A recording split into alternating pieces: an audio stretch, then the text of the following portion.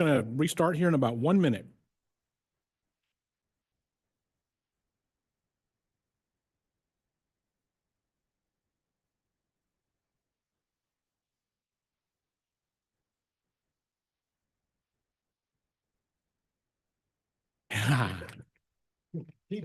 Then you can sit there by yourself. And let's see, are we missing? Is Denise? Are we ready? Where's Denise?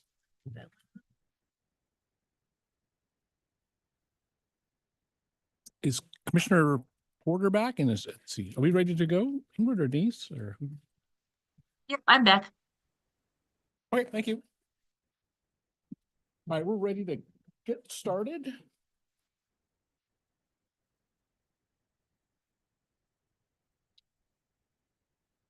Thank you. To get your mics in. Okay. All right, good morning. Chair Oliva had to step away for a moment, so I am Vice Chair Alan Lazo of the Land Conservation and Development Commission. Today is Thursday, January 23rd, 2025, and I will now call this meeting to order. Denise, if you are ready, please continue the meeting. Good morning, Vice Chair Lazo and commissioners, guests, community members, and staff. Thank you for joining us today for the Land Conservation and Development Commission's January 2025 meeting. I'll make note of a few things, including best practices for participation. Recordings of the Commission's meetings are available on YouTube. For individuals here in the room who wish to testify, please complete a green comment registration card that's available at the sign-in table out front. While 3 minutes for public testimony is typical, the chair may reduce that time according to the number of people signed up to testify and other scheduled demands. For those individuals joining us virtually, please use the public comment sign-up form on our website. Zoom participants, please rename yourselves with first and last names so that we can identify you and bring you forward at your opportunity to speak. Zoom participants will be in listen-only mode until called on to testify. Again, we thank you all for being here with us today. Vice Chair Lazo, the meeting is yours. Thank you, Denise. Would you please call the roll? Commissioner Bennett? Present. Commissioner Boyer? Present. Commissioner Porter? Present. Commissioner Thompson? I'm present. Commissioner Warren? He has an excused absence. Vice Chair Lazo? Present. Chair Holova, who has stepped out for just a moment. Great. Thank you, Denise. All right. We are pleased to be here for the January 2025 LCDC meeting. And I actually had previously volunteered to lead us in the land acknowledgement. So I will go ahead and read that now.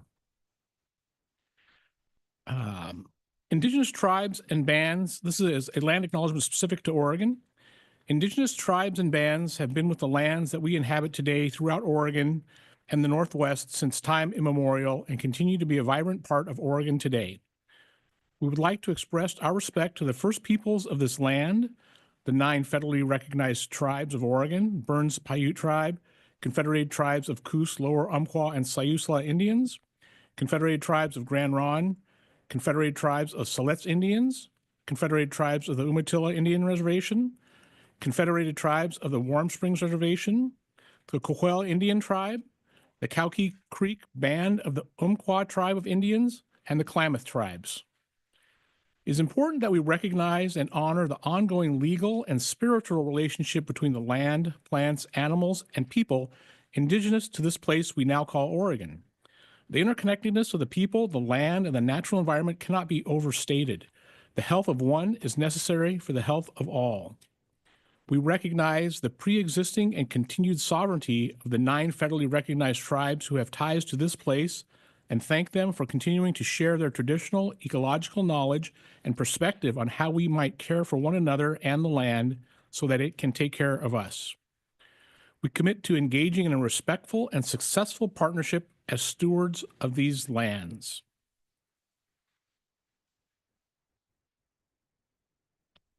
Oh, I guess I have to do the next photos.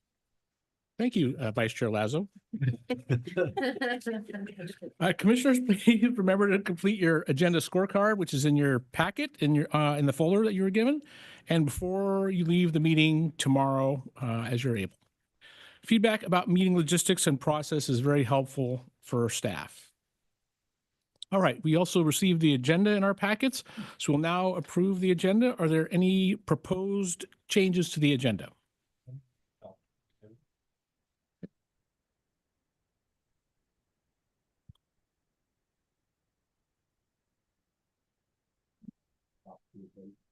What are you doing, Bennett? Bennett, is it? Oh, there you go. Technological challenge there. I move we adopt, Mr. Chair, I move we adopt the agenda. Barbara Boyer seconds. Commissioner Boyer seconds. Oh, I was asked Director Raymond, did you have any changes? Okay. All right. So if there are no changes, then the agenda is adopted. All right. Next, commissioners, also please introduce yourselves and the regions you represent, or your region of representation. We'll go into more detail with commissioner updates tomorrow during commission business, and we'll then ask DLCD staff and guests to introduce themselves. Okay, so I guess we'll do commissioner introductions first. Do you want to start online with Commissioner Thompson? Leanne Thompson. I'm the Coastal LCDC Commissioner. Thank you. Commissioner Porter? I'm Commissioner Porter and I represent Southern Oregon. Commissioner Bennett? Commissioner Bennett, I represent east of the Cascades. Commissioner Boyer? Commissioner Boyer representing the Willamette Valley. I'm Vice Chair Lazo, and I am appointed from the Portland Metropolitan Region. And Chair Holova, who has stepped out of the room, was also appointed from the Portland Metropolitan Region area. Good morning, everyone. Brenda Bateman, Director of the Department of Land Conservation and Development. I'm Steve Shipsey, Counsel to the Commission. Good morning, Kirsten Green, Deputy Director, and serve as the agency's tribal liaison at the Director's Delegation. Thank you. Great. All right. Thank you so much, everyone, and welcome. All right. We'll now begin with the agenda item number 3 with Gordon Howard. This is the public hearing on the Sage Grouse Revised Maps Rule Amendment. Gordon, please introduce your team. Thank you, Vice Chair Lazo and Commission. My name is Gordon Howard. I'm the Community Services Division Manager for DLCD. And my sole job here this morning is to introduce our Community Services Specialist, John Jennings, who will present this item and has the expertise for our department on the issue of the greater sage grouse and has had that expertise for over a decade now. So John, please go ahead. So thank you, Mr. Howard. I'm John Jennings. I'm a community services specialist. With me to my left is Skylar Vold. Skylar is a lead sage grouse biologist for ODF&W. I'll let him introduce himself here in a moment. And I'm going to say I might need some help getting our presentation put together. Oh, very good.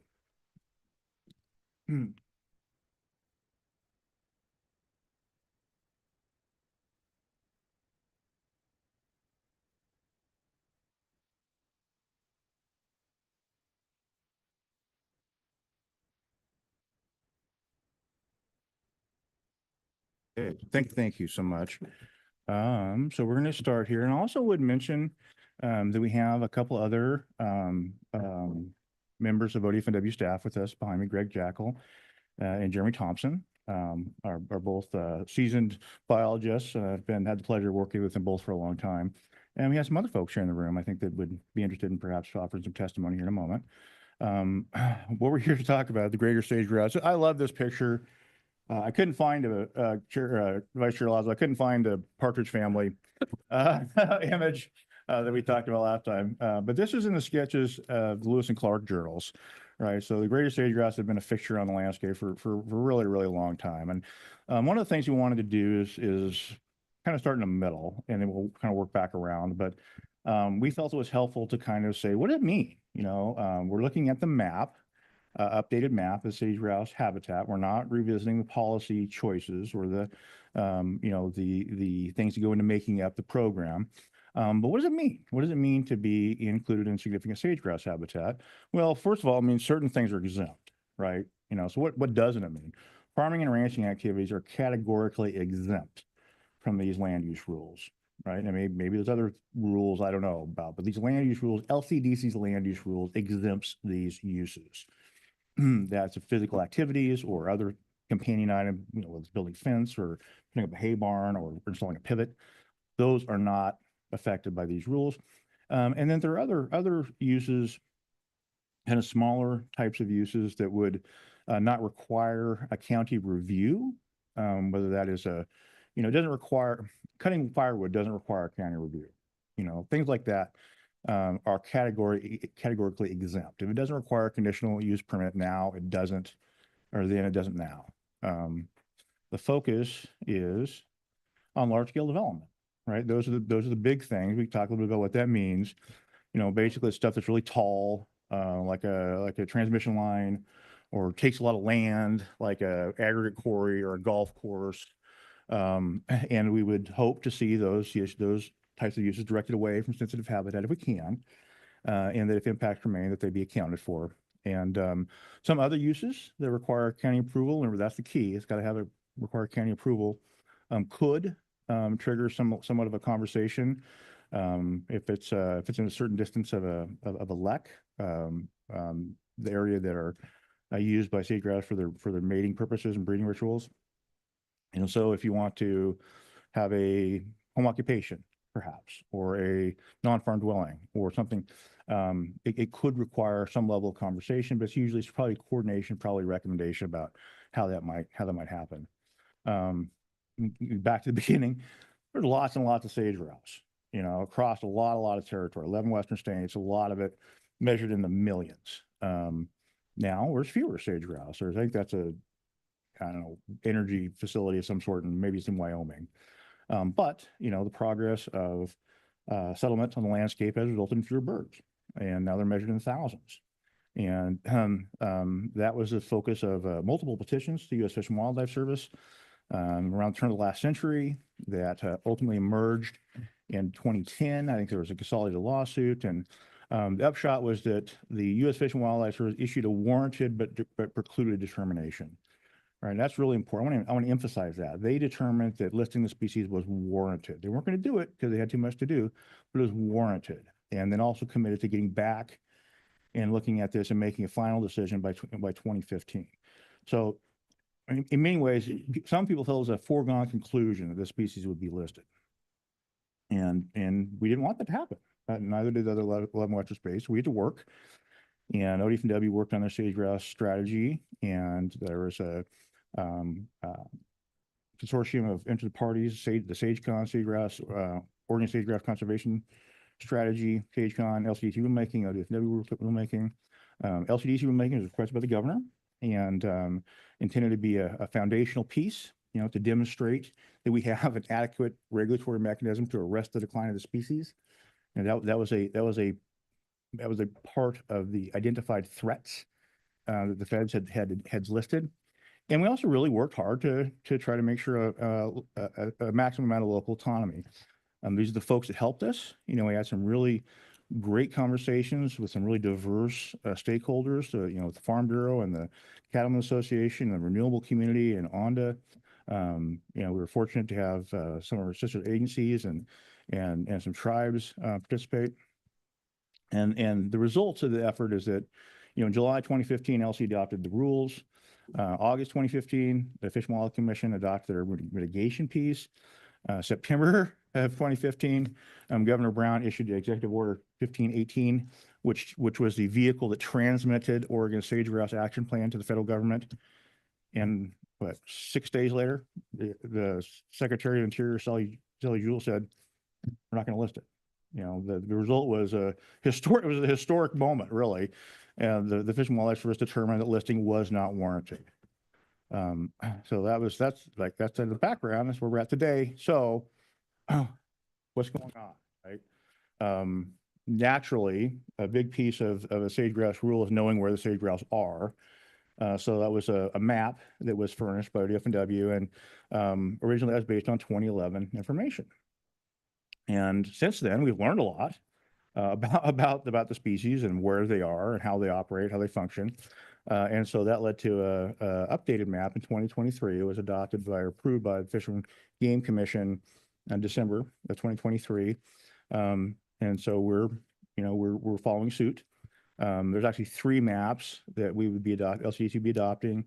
Exhibit B is probably the most important. That is the one that actually is the significant habitat map, or some what we have felt to be minor text amendments, and then finally the possibility of including Grant County on the list of sage grouse counties.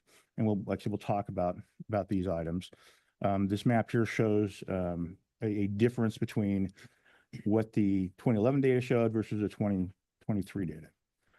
So I'm gonna hand over to my colleague here, Skylar. He's gonna kind of walk us through how they went about doing this and moving into their work. So go.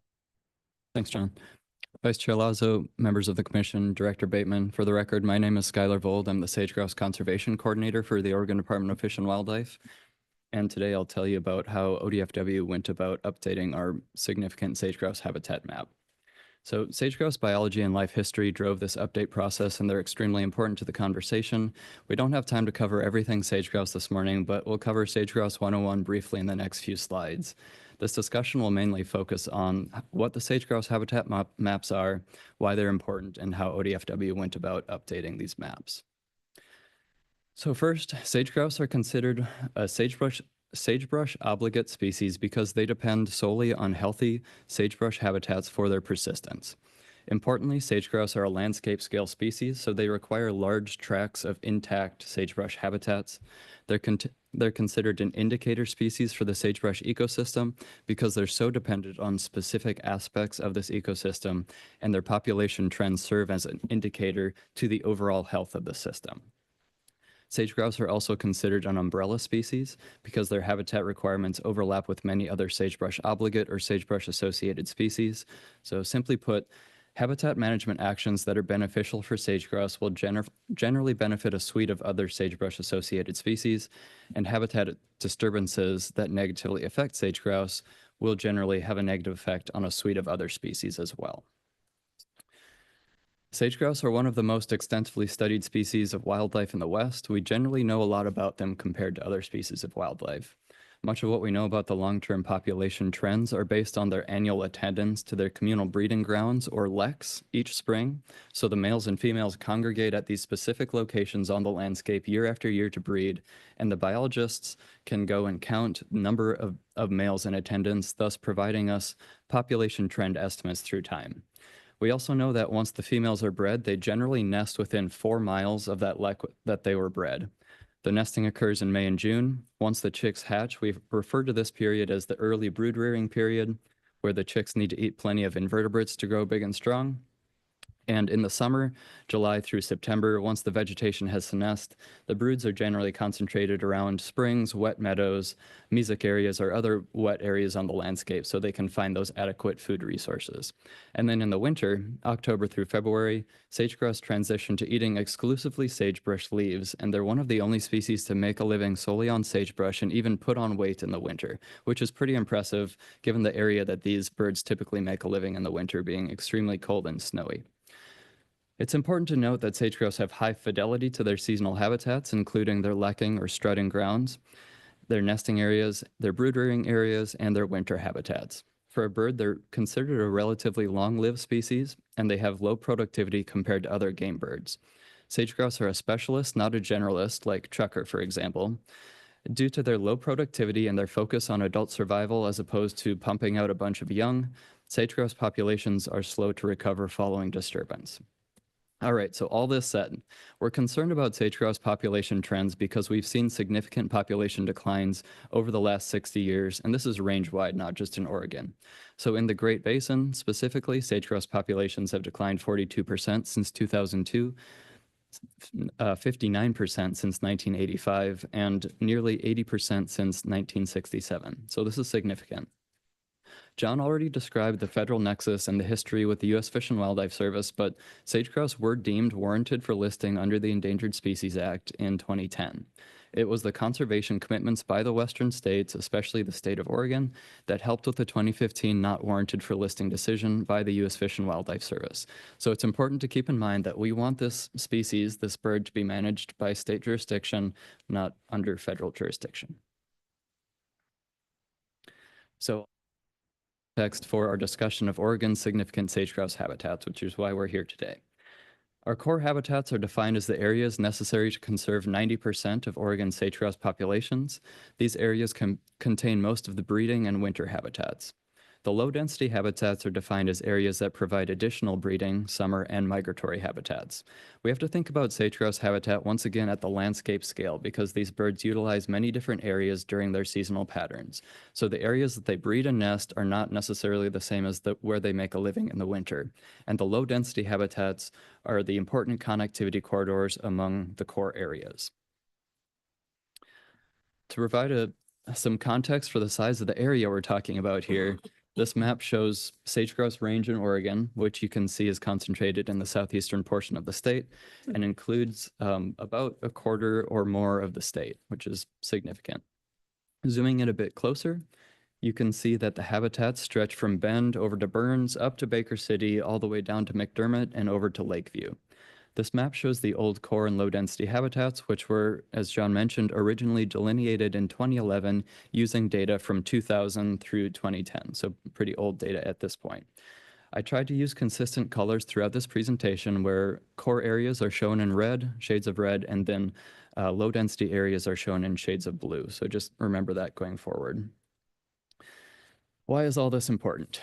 So Oregon's sage-grouse habitat map is important because it's used to communicate in a transparent fashion where sage-grouse habitat needs to be protected and enhanced for the long-term conservation of the species in Oregon.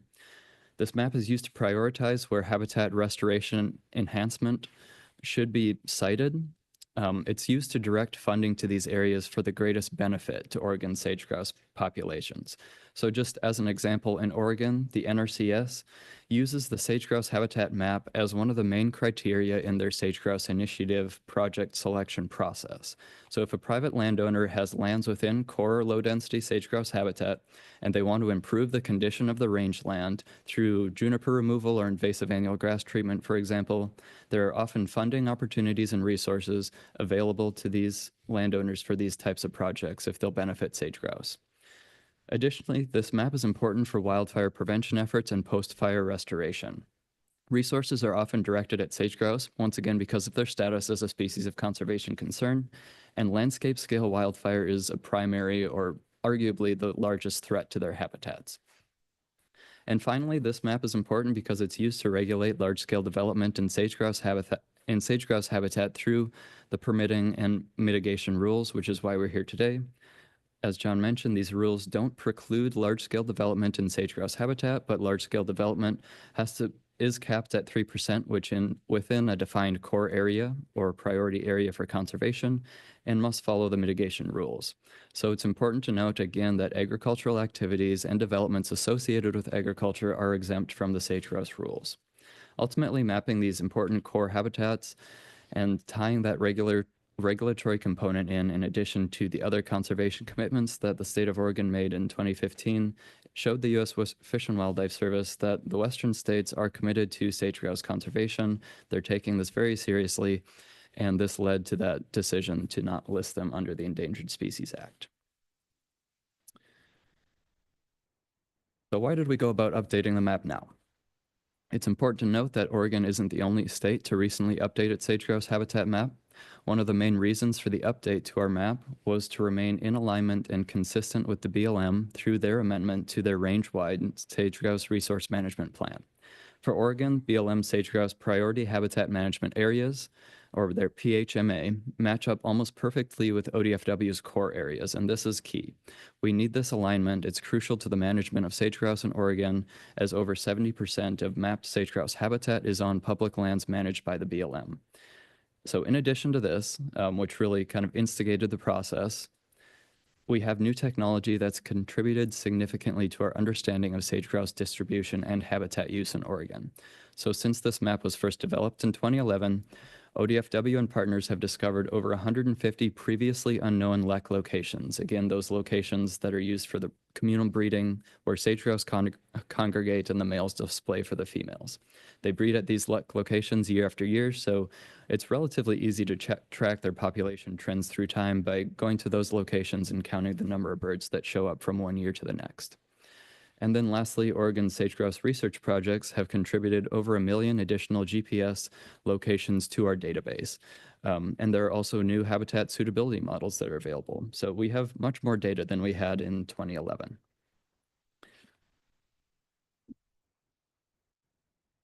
All right, so let's get into what this map process entailed. The first step in the process was to incorporate all the new data into our sage grouse habitat model. The modeling process used to delineate the core and low density habitats is defined in Oregon Sage Grouse Conservation Assessment and Strategy, which is ODFW's Sage Grouse Management Plan. So this slide shows a simplified representation of the model, but it has 3 main components. The first is breeding habitat, which is generally driven by those LEC locations again. The second component is that migratory or connectivity habitat, the important connectivity between the breeding habitat and the last component, which is winter habitat. So combining all 3 of these important components of sage grouse life history gave us a new draft map. But this was just the first of 3 phases in our update process. So using a consistent modeling methodology, which is defined in the 2011 Conservation Assessment and Strategy, was important, but ultimately our partners and our constituents wanted a much more refined and precise map than the 2011 map. So this led to the next phases of the process. The second phase of the process involved providing this phase 1 map to all of our internal district biologists in sage grouse range. And then we met with our partnering agencies, including the BLM, U.S. Fish and Wildlife Service, Forest Service, and Department of State Lands, to gather input on how well this model predicted what we know about sage grouse habitat in the state. The second phase used on-the-ground knowledge from our local experts to make fine-scale boundary adjustments to the modeled habitat map. Our local experts focused on the areas the model may have overpredicted sage grouse habitat, but also areas that important sage grouse habitat was missed in the modeling process.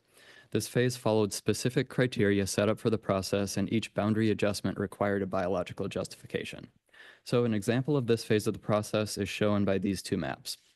The map on the left shows the core and low density habitat as modeled in phase 1, where core habitat is in red and low density is in blue. You can see that the model predicted quite a bit of core habitat in the low elevation area of the Warner Valley.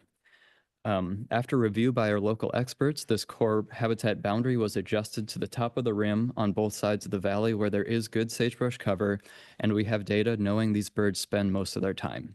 You'll notice that there's a corridor of low density habitat left in between these 2 core areas. We had sage grouse GPS data in this area that showed us sage grouse travel between these 2 core areas through the corridor. So that's just one example of this process. We had many examples of this process, but we don't have all day.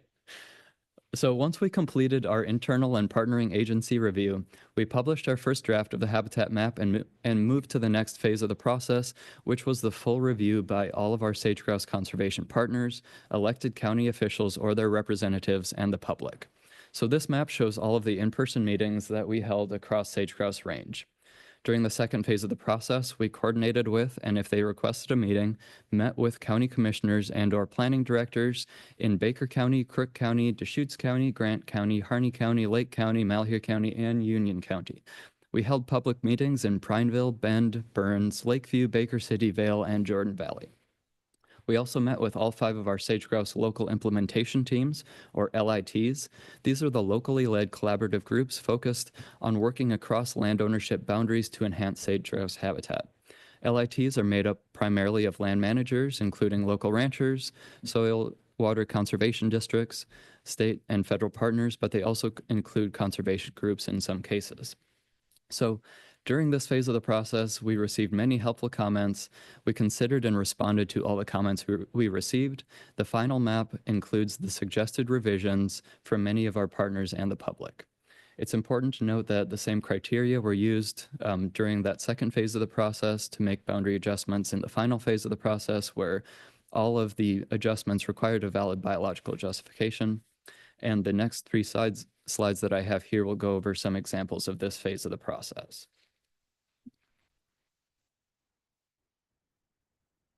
All right, so this first example looks at sage-grouse habitat just outside of Baker City. Baker City being on the west of this red here. As a reminder, the core habitat is delineated in red, low density in blue. So you can see on the left, the model included a significant amount of developed area around Baker City, including agriculture. After review by our local experts, this core habitat boundary was cut back to the east where the sagebrush habitat is, and we know there's use by sage grouse. And I brought up this first example to address some of the comments that ODFW originally received in opposition to including an area adjacent to Highway 86 here as core habitat. So in this case, the data that we have on sage grouse leks in this area and the presence of sage grouse habitat directly adjacent to the highway did not support removing this area from the map. So again, it's important to remember that sage grouse are a landscape scale species, so maintaining connectivity, especially within core habitats, is essential to the species conservation. The next example addresses comments we received from OSU regarding low-density connectivity corridors between our sage grouse core areas. So on the left, you can see that the map from our first draft, and then on the right is the map following comments after our review from data provided to us from OSU. So in addition to the low density areas of connectivity, we needed to capture some of these important connectivity corridors among the core areas. So these are also areas of high quality sagebrush habitat, or what we would call state A habitat on the north end of Juniper Mountain here. This is around Wagon Tire. So it was important to use the best available science and the data that we have to actually add in some low density in this case. And then finally, the last example addresses comments we received from Roaring Springs Ranch, which took us back to the map scale and precision discussion. So on the left, you can see the map from our first draft. On the right is the map after the review of our comments from Roaring Springs. You won't notice many changes, but the comments from Roaring Springs suggested that we take a more fine-scale approach to the boundaries and exclude the steep west-facing slopes below the rim, excluding those deep canyons that sage grouse wouldn't use in this area. So we have data to support, and we know that sage grouse inhabit the tops of these rims where there is good sagebrush and it's not steep. And those steep west-facing slopes below the rim were a biologically justified adjustment. Again, it wasn't much of a change, but it was something that they recommended doing, and we took into consideration and made that change. Again, these were just three examples of many. But after completion of all three of these phases of the process, we arrived at the finished product. This map was presented to the Oregon Fish and Wildlife Commission on December 15th, 2023, where the commission adopted the map that day. So I'll show some key differences between the 2011 map and the updated map in the next few slides. But one difference that you'll notice at first glance is the amount of connectivity now that we have among our core areas. And that's both among core areas and then with the low density habitat as well. So overall, the updated map has an additional 1.4 million acres of core habitat and then about 500,000 acres less low density habitat than the 2011 map. In addition to over 150 new leks we discovered since 2010, the other main reason we're seeing this difference from the 2011 map to the updated map goes back to the definition of core sage-grouse habitat in ODFW's conservation assessment and strategy. So again, core habitats are those necessary to conserve 90% of the sage-grouse population in Oregon. Because we now have fewer sage-grouse than we had in 2011, this actually results in more of the low-density areas becoming core areas. So for example, a lek with 10 birds in 2011 may have been defined as a low-density lek, but now the lek sizes in Oregon are generally smaller, so the cutoff for core habitat is lower. This 10-bird lek may have transitioned to a core lek now.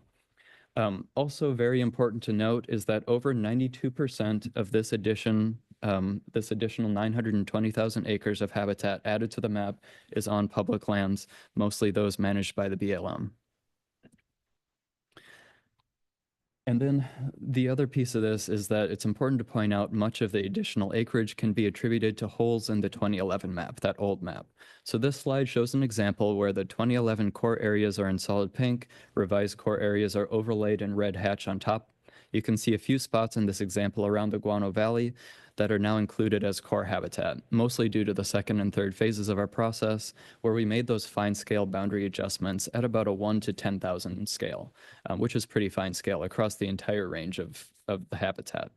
The 2011 map relied really more on the model and didn't spend as much time on those second and third phases of our process. So the revision in core habitat captures all of the high quality habitat that then excludes low-lying areas here in this case, where we know that sage grouse travel through, but they don't actually spend time. So this last set of slides shows some key differences between the 2011 map and the new map. The areas in solid pink are the 2011 core, areas in solid blue are the 2011 low density. The new core is overlaid on top of these in red hatch, or new low density is overlaid in blue hatch. So the areas you can see white in the background are new additions to the map. The areas where you can only see solid colors are those that are removed from the map. Overall, there are generally many similarities, but there are areas that weren't considered sage grouse habitat in 2011, but now are. And there are other areas that were considered, but now are not. So generally, there's more connectivity among our core habitats, which makes sense for this species as a landscape scale species. One area that there's quite a bit of additional low density and core habitat is east of Summer Lake here and southwest of Riley. This spot east of Summer Lake along the north side of the 2011 Warner core area was a location that we found several additional previously unknown LEC locations since 2011, and it drove most of these additions to the map, along with the important connectivity among these core areas. That slide that I mentioned earlier with the additional data from Oregon State University. And then there are two areas that have quite a bit less proposed core and low density on either side of Steens Mountain. In the circle on the left, the Miller Homestead Fire of 2012 removed about 160,000 acres of sagebrush habitat, sage grouse habitat. In some areas, we see sage grouse populations persisting following large wildfires. For example, the Holloway Fire down in the Trout Creek Mountains. But this specific population did not persist and has not recovered to date. All of the LECs that are located within that fire perimeter are now unoccupied, which transition this habitat from core to low density. So it's important to remember that the landscape is dynamic. These things change over time.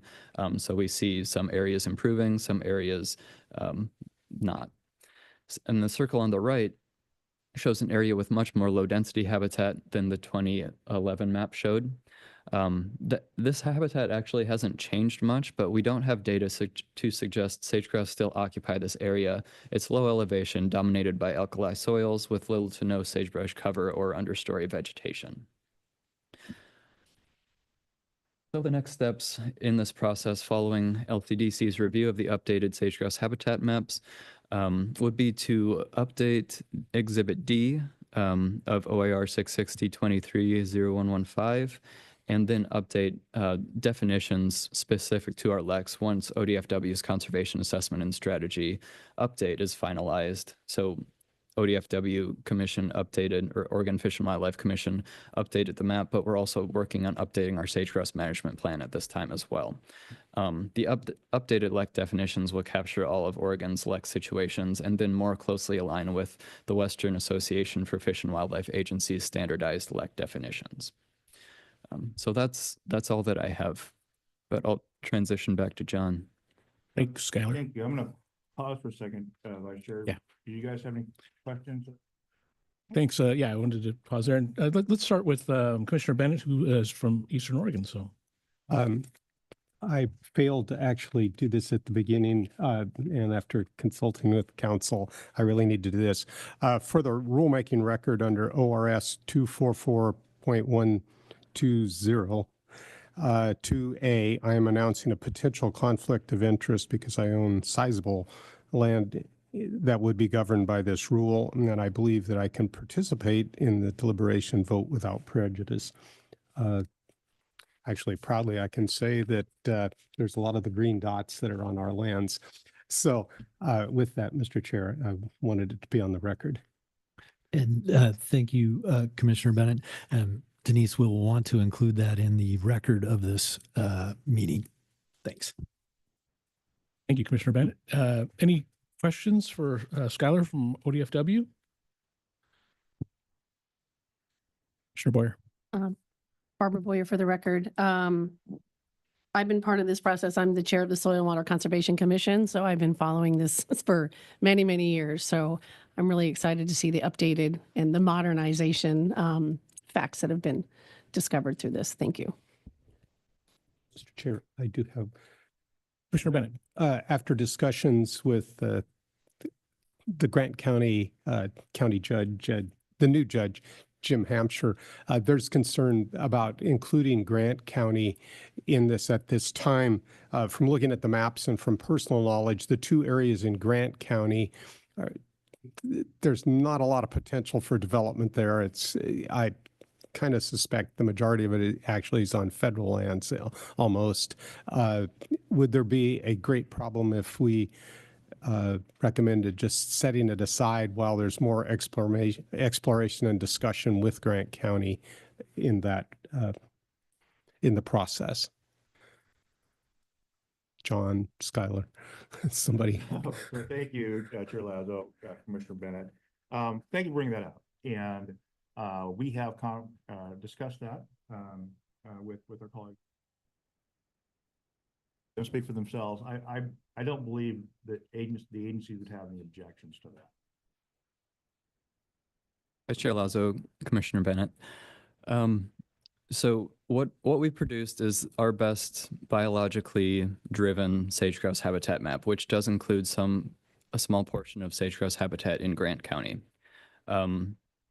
Like you mentioned, the potential for development in these areas is likely very small, and we would not be concerned about development in these habitats.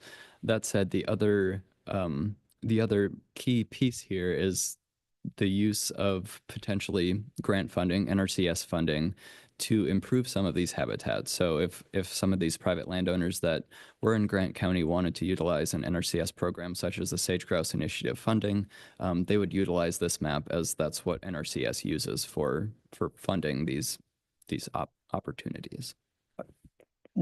A follow-up to that.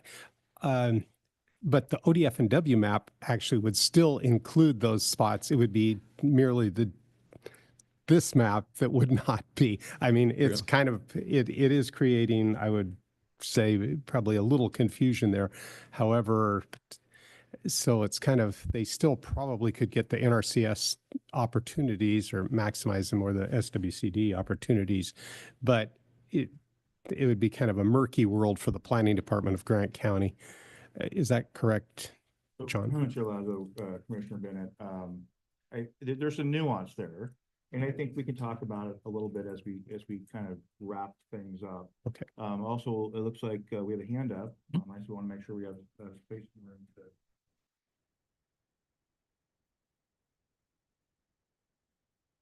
to. Commissioner Porter. Thank you. And real quick on the Zoom, sometimes John's a little bit hard to hear from that microphone. But just a couple of questions. One, I'm curious if the habitat, either category, has been impacted in several years. I guess if you've seen an impact to it with some of the fires that we've seen over there. And then secondly, I think we've had like one pretty good wet year over there, but we've had experienced, from what I remember, several years of drought over there. And if that's impacted the habitat over there. Vice Chair Lazo, Commissioner Porter, that's a very good question. So game bird populations and sage-grouse populations cycle based on the El Nino, La Nina precipitation cycles. Since we've had good precipitation in Eastern Oregon over the past 2 or 3 years, we have seen our populations actually increase pretty significantly over these past 2 years, which is really great to see. But it's kind of a positive feedback loop, right? You have more grass, which the sage grouse need to hide their nests, and then more forbs, which make more food resources for their young. But then these large-scale wildfires also feed on these grasses and end up taking out a lot of sage grouse habitat, which then takes, 50 up to 100 years to recover in some cases. And with our invasive annual grass problem, those years could, potentially be even longer. But yeah, very, very good questions. I'd say for the department, probably the state of Oregon, the largest concern for our sage grouse populations are those landscape scale, those hundreds of thousands of acre mega fires that take out our sage grouse habitat. Commissioner Thompson? Thank you, Mr. Chair. I see a letter that says someone whose family has owned land for 100 years has seen no evidence of this. I'm trying to understand that, whether they just haven't been observant enough, or you have methodology that that supersedes their awareness. Can you help me reconcile those two differences of opinion? Chair Lazo, Vice Chair Thompson, or sorry, Commissioner Thompson. Without knowing the specific location, it's kind of hard to say. Again, our map shows what the department has known, and then through our 3 phases of the process, getting those opinions from our partners, our partnering agencies, as well as members of the public and elected county officials. This shows what we've come up with as the best available science for our sage grouse populations, both core and low density habitats in the state of Oregon. Sure, and I imagine that there's some impact on the landscape scale of it as well. Commissioner Thompson, you're correct. The scale at which we updated the map during this update was at a much more fine scale than what was previously done, but certainly not perfect, not looking at every square foot of ground over this entire area. So could it be improved in the future? Yes. Is this what the best available science that we currently have? I would say yes. Thank you. Thank you. Thank you. Any other questions from commissioners? Commissioner Boyer? So by adopting these maps, does this keep Oregon in the not warranted category? Chair Lazo, Commissioner Boyer. So there has not been another petition since that 2015 decision to not list the species. It's hard to speculate, and I don't necessarily want to speculate, but I think that's what we're doing here is we're trying to show the U.S. Fish and Wildlife Service that the state of Oregon is very committed to the conservation of this species. And if there is a petition for listing in the future, that the threat of large-scale development is not going to be a threat under their decision process. And then I just want to first say, I think it's the first time I've heard somebody say that John Jennings was hard to hear. Must be a microphone technology issue. Commissioner Bennett. I also neglected to mention that I served as Judge Grasty's replacement as one of the co-chairs on the Governor's Council, Sage Grouse Council, upon his retirement. One of the points, Commissioner, that was critical was by Oregon adopting and remaining with the plan, even with the changes in administrations, we were able to continue the discussion of showing that Oregon has worked diligently on this issue. We also entertained discussions with the U.S. Fish and Wildlife Service if there was going to be a warranted of a carve out for Oregon, of which they were favorable, which Kurt's gone and almost everybody's gone that was there at the time as I look around. But John, you're the only one left. But this put Oregon in a very good place by maintaining and working on this through the CCAAs, through all that the SWCDs have done. All of this work put Oregon in a good place. And there's, we constantly see changes in administrations, but there's always the courts, there's always all kinds of opportunities. And this is a tool that was really valuable in that discussion. And it was, as Judge Grasty will allude when he talks, it wasn't pleasantly hammered out. I mean, representing counties as the judge and I did, there was a conservation community, the ranching community, a lot of people, and trying to come to this sweet spot. This was a good landing and a positive, something that was really painful, but positive done. So, you know, I guess I can only encourage that we continue in this path because the alternative is not pleasant. Thanks, Commissioner Bennett. We'll finish up with any clarifying questions. If there's any, I have one, and if there's any of the commissioners. Okay. Skylar, I'm curious about the ODFW process with regard to the iterations through the map and the different phases. So as you went out and kind of, it looks like you trued up, you know, some specific areas of that map. Was that iterated back through the stakeholders that you had originally talked to? Because I'm assuming there could potentially be some impacts on folks who had seen the map earlier.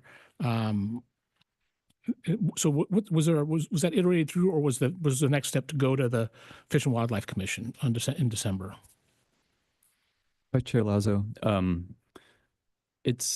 so the process was through the second phase, our internal process, and then with our partnering agencies, we published the draft map, and then we went around during the third phase of the process, took into consideration all of those comments, and then published our final draft map, but then also took into consideration comments we received between that time frame, which was a couple months before we took it to the Oregon Fish and Wildlife Commission. So maybe 2 months, if I remember correctly. Great. And then I'm assuming that the Fish and Wildlife Commission also had a public hearing, a public process on their adoption of the map? Correct. Okay. Great, thanks.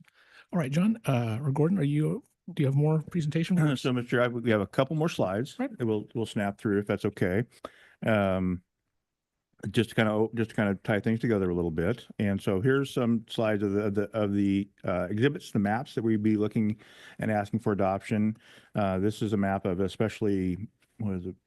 Population richness, which is really, it's defining the rule, but it's really, really good habitat within these already very good habitats. They're mentioned just a couple times in the rule.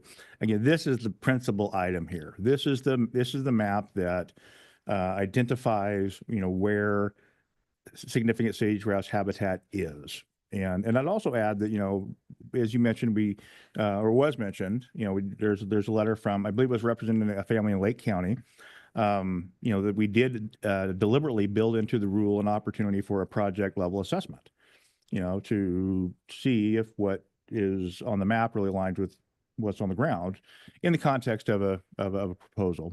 Obviously, that would need to be coordinated well with ODFW and the presiding biologist. If I can get this forward. Oh, I apologize. I'm not quite seeing not quite seeing what I'm reading here. And this final map is the priority areas for conservation, and that term is synonymous with core areas. You know, each one of these core areas has a name, and they're also referred to as a pack, and that's important because a good part of your rule it has to do with the amount of anthropogenic disturbance, human-caused disturbance that can occur within these packs. They're very low, and they're very far below that threshold. But that was the next update, you know, to have a alignment of the baseline data with where these are, to make sure that everything harmonizes with the rule. We had a couple definition updates and proposing to the definition of core areas and low density areas. Another small text amendment would just replace the text about original effective date with a date, an actual date, and then update our scheduled review, which was originally written to occur 5 years post adoption. No, it did happen in 2020. We did do the scheduled review, and then we kind of forgot to add to it. And so this would ensure that we continue to take a look ever so often into the future. This is the rule, the amendments to the definition. It's a really busy slide. But the intention here is to kind of better align these definitions with how they're presented in the conservation assessment strategy.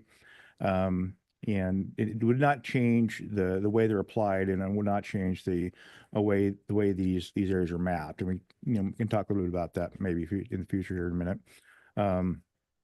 Here's an example of the date change, and then the scheduled review at 19. Again, we would do this again in the fall of 2027, and then commit ourselves to looking at it again in 6-year intervals moving forward.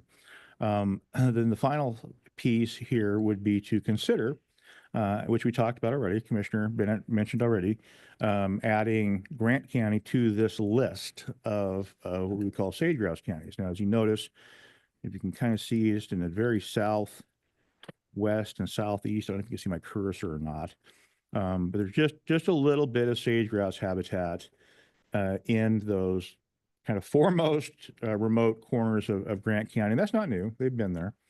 But this county had never been identified and considered a county with sage grouse habitat. And so we thought, well, that's maybe something we could look to reconcile or not.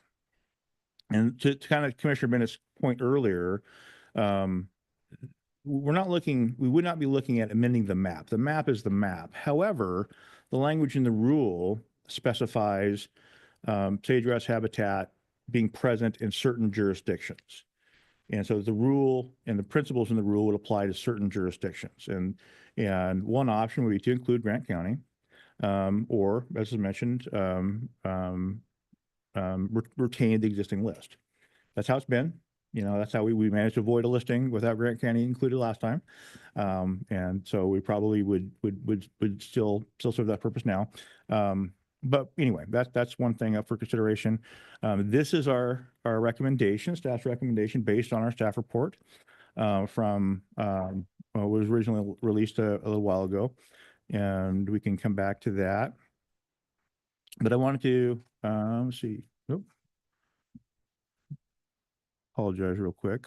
Well, now I seem to have lost it altogether. So what I was going to say is, and I thought I had another slide in there, but I don't think we need it. What I wanted to say and recognize is that we had a geographic hearing in Burns, Oregon on Tuesday night. We went out there and with our responsibility, because the rule affects a particular part of the state, we're obligated to have a hearing in that part of the state. And since so much of the conversation came from and was occurred in that Harney County Courthouse, in that basement meeting room, that's where we went. And we were fortunate. I think we had about 18 or 20 people in the room. We had some more folks online. We had some good conversation. I think we helped to answer some questions. I hope we did, and hopefully you'll leave some concerns. Some of the folks that were there that chose to sign up. We didn't make everybody sign up, but folks that did, they wanted to have their names on the record as participating. We have Art and Sherry Falk. I hope I've got that correct. Derek Purdy was a member of the public, a resident out there that had some good comments. Of course, Steve Grasty, and I'll let Mr. Grasty speak for himself. He's sitting behind me. And Shannon Springer, who was the Grant County Planning Director, was also there. And again, there were several others who just chose, they didn't feel necessary to sign up. Some of the things we talked about or we heard about, we heard a lot of interest and concern about what would this do to the BLM grounds. Naturally, so much of that that's a sagebrush sea out there, punctuated with islands of deeded ground, right? And the answer is, well, they have their process and we have ours. So these rules really don't have a bearing on BLM land management practices, at least to the extent that LCDC has authority. So our hope would be that, they have their process and we have ours. We heard interest in, what about blackbirds? What about ravens? which is this is a thread we've heard before. Commissioner Bennett's smiling there. Anyway, explaining that Scott did a nice job of explaining that. And again, that's really not a land use item, but it is an item. A lot of people have been interested in. We've heard that before. As we kind of move forward, we heard about the CCAA program, the Candidate Conservation Agreement with Assurances program, which brought back a lot of memories talking about, and the Commissioner Boyer's soil and water conservation districts out there have been doing just a great job helping people stand those up. And we said, no, that's a contract between you and the government, federal government. And this wouldn't have any bearing on that. And we believe that to be true. And talked to Commissioner Bennett, and I think we're on the same page there. Yeah, no, we're not, nothing's vulnerable there. A little more specifically to what we did have at hand was some concerns about the changing the definitions, and that I think that there was a reasonable level of trust with those in the room, but they didn't know how far to extend that. And, they had some anxiety about, well, if we're changing the definitions, what does that mean? Could that mean things could happen without consent or knowledge? And anyway, so it's understandable with that. And I wanted to make that expression clear. And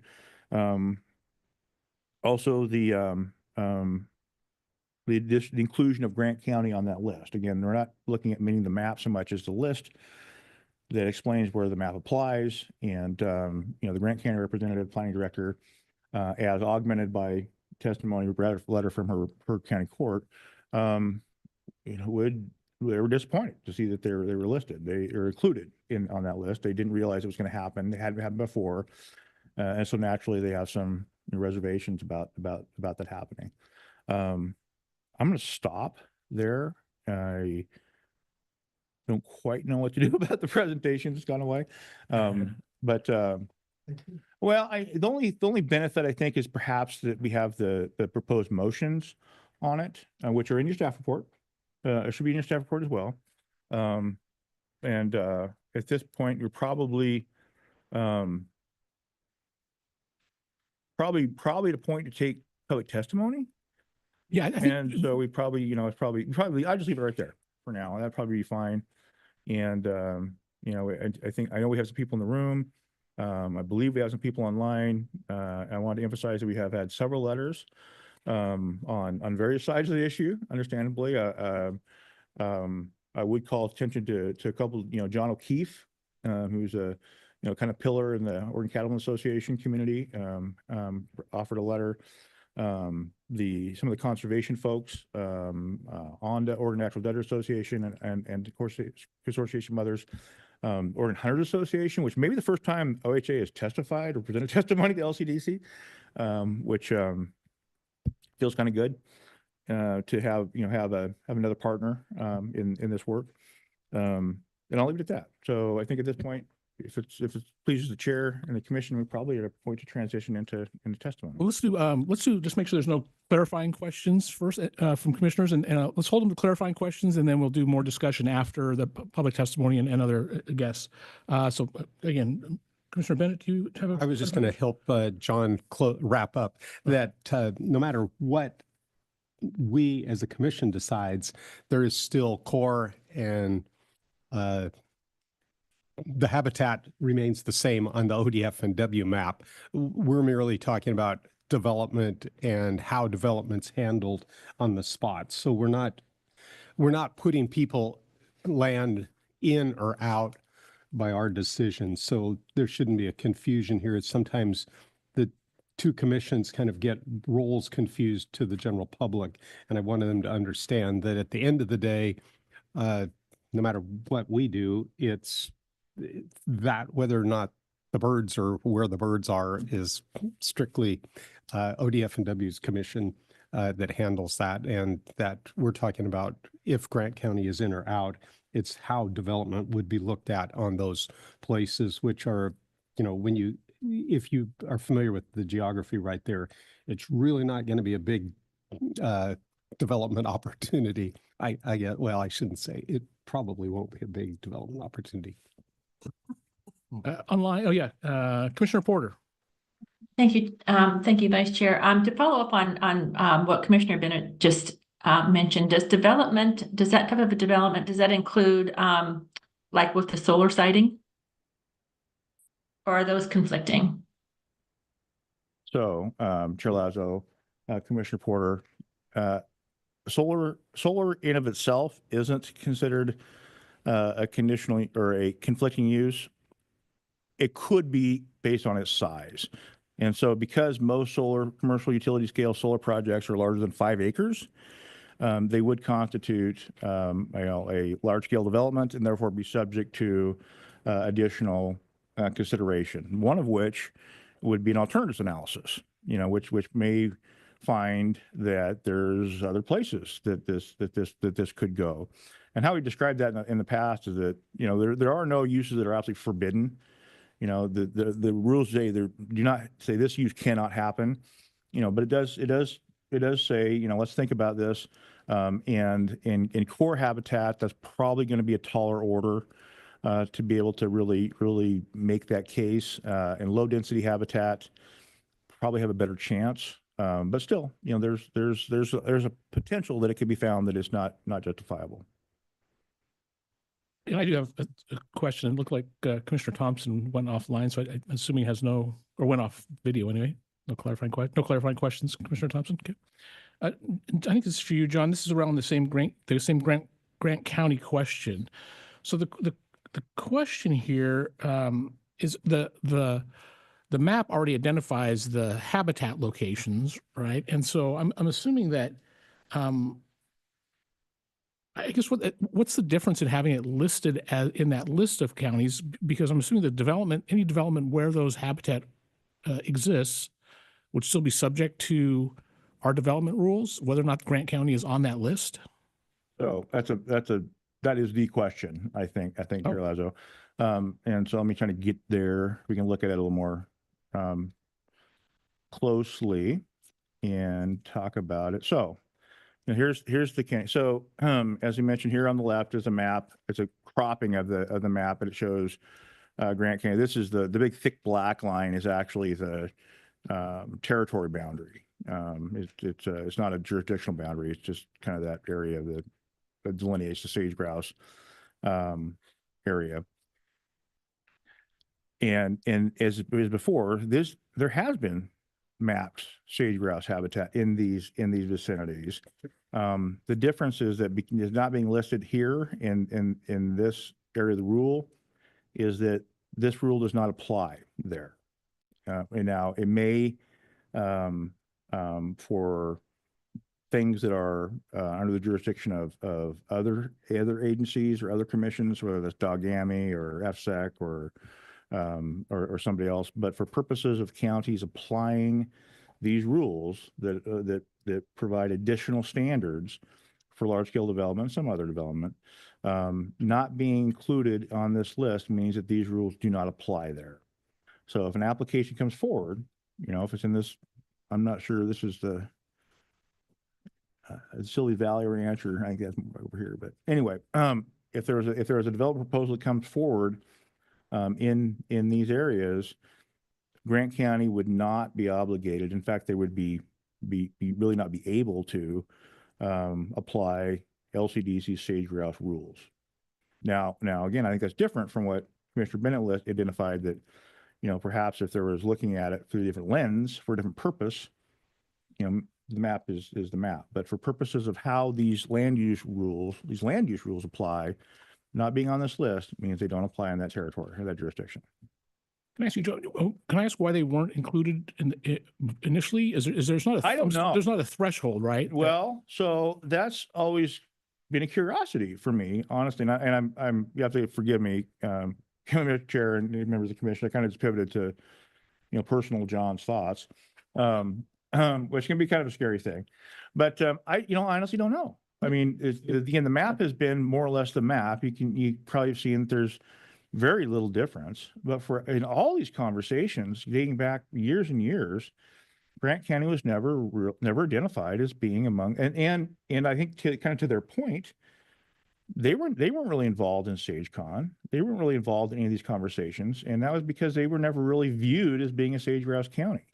I don't know why.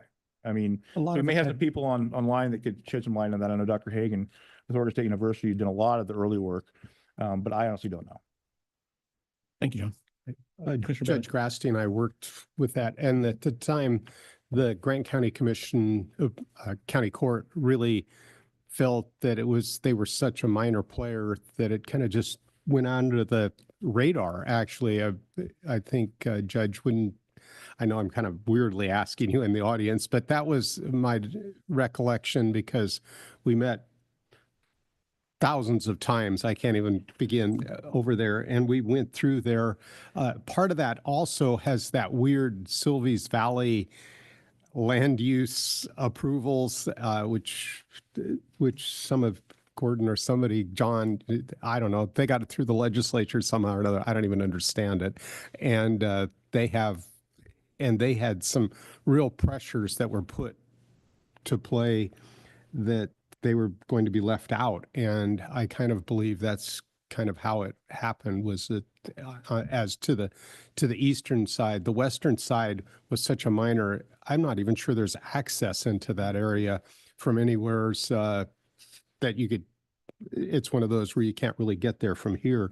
And that's why I believe that was left out. And once again, I'm speaking for a different county and then I have a lot of experience, but both the judge and I had hours and hours and hours of meeting with these various commissioners trying to put together this. But once again, there was a lot of pressures on that Sylvies Valley of even taking a look and messing around there by the group that was doing that, ultimately went to the legislature and got permission for that development there. And so, John, did they get an exemption or something? So thank you, Chair Lazo, Commissioner Bennett. They got special legislation.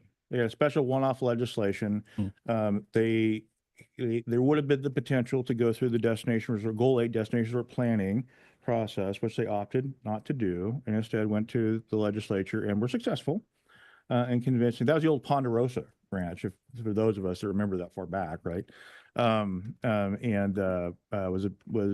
under new ownership, had some different ideas, and convinced the legislature to award them the ability to have some sort of resort style development there, large type resort style development there. Even, sorry to kind of monopolize this, but I'm not really sure. Somebody would have to do, probably our esteemed counsel, whether or not this would even apply to them now, because to the extent of their legislative fix or adjustment, I guess, they may have said forever, you can't do anything for our ground. I don't know. It was really complicated. I don't know the full ramification of it. It was, and so again, Chair Lazo, Commissioner Menard, the whole thing gives me a headache to try to think about. So it was complicated, and I guess the upshot of it is that, if we were to move forward, one way or the other, it would be, perhaps informative there. I would also feel remiss if I didn't offer that Deputy Director Green and I and others did hear the Grant County Judge Hampton say that he had heard that there were no sage grouse moving into Grant County. So I thought we'd go ahead and share that as well. All right, thank you, John. Gordon, anything else from your team? And I think as John said, go ahead. Thank you, Chair Lazo. John and Skylar have covered everything that we have to say to you today. Right, thank you. And as John suggested, I think before we, Deputy Director Green. Thank you, Chair Lazo and members of the commission. What John said is true. That was at the local official advisory committee meeting where John brought these rules, and Judge affirmed that he'd heard from the sage grouse and they'd agreed not to move into Grant County. Thank you. Good. That's seems like an important stakeholder. All right, thank you. So before we move into the time public comment, I want to Judge Grassi, I think, has want to have an opportunity to speak to this issue, and so if you all are done, we'll call up Judge Grassi to offer some comments.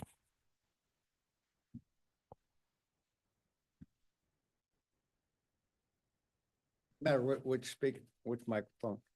Just any of those, I think, would work.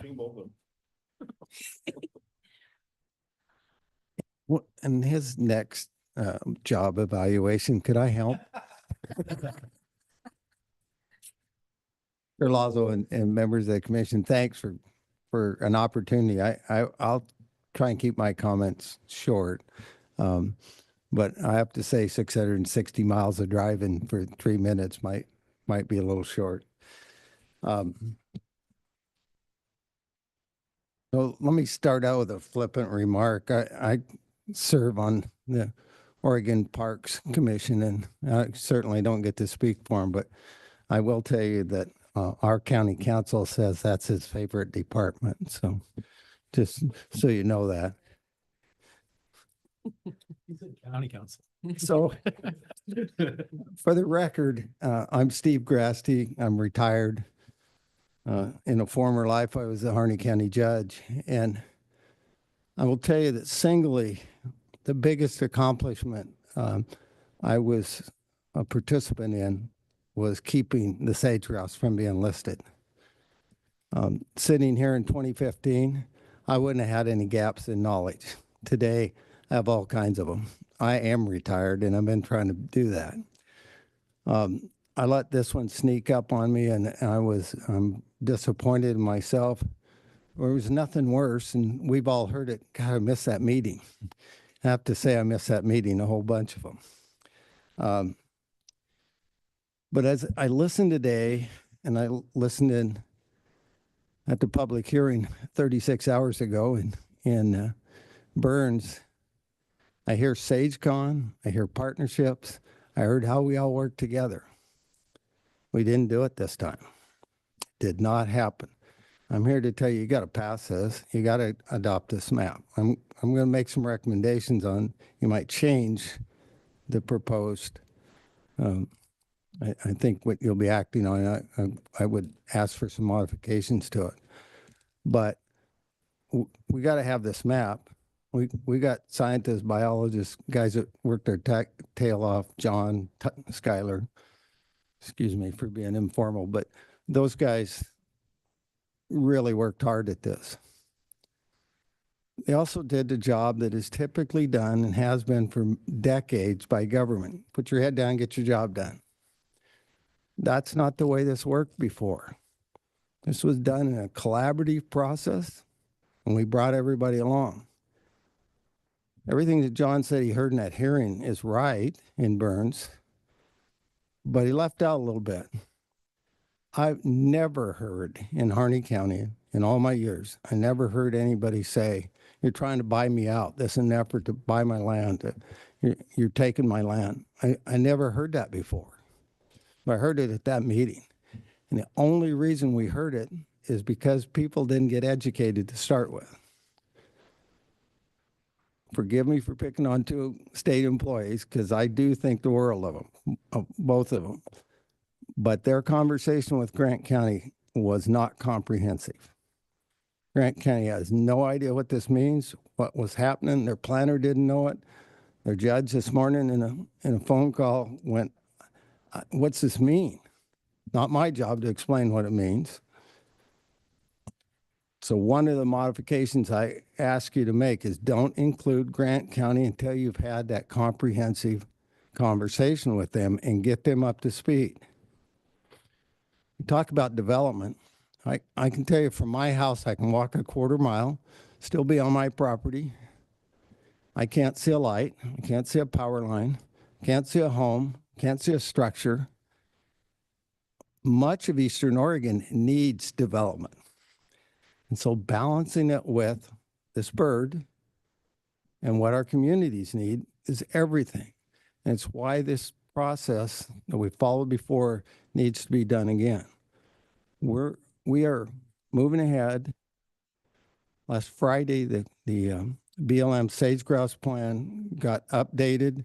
The outgoing administration signed off on it last Friday. I didn't even know that till yesterday.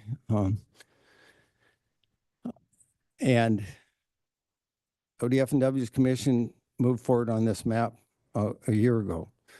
Just for the record, my house is in a core area. I can pretty much go find a sage grouse anytime except the winter.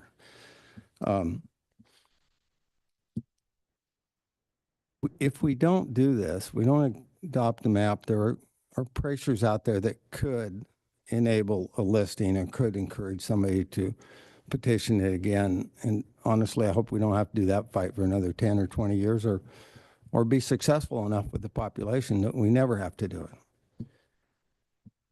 it. Forgive me for jumping around a little bit, but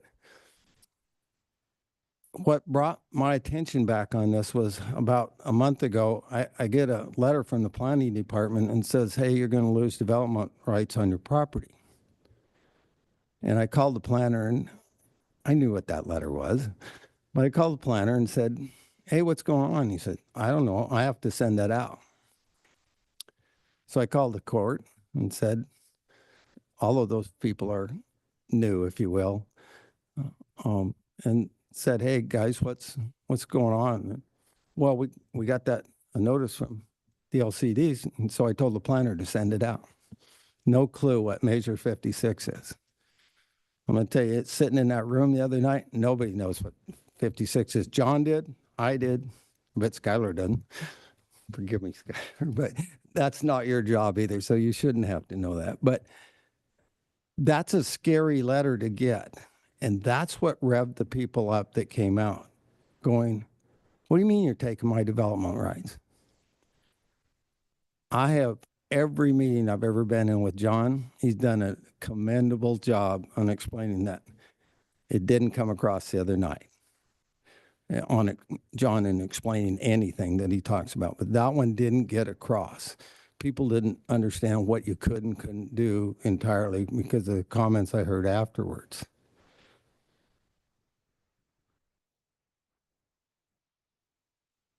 Having that meeting 36 hours before this one gives people very little opportunity to respond. And this is a huge place. That map, and to this date, this is still true. You put Harney County, heck with the rest of the state, you put Harney County on an 8.5 by 11 map and try and show any detail.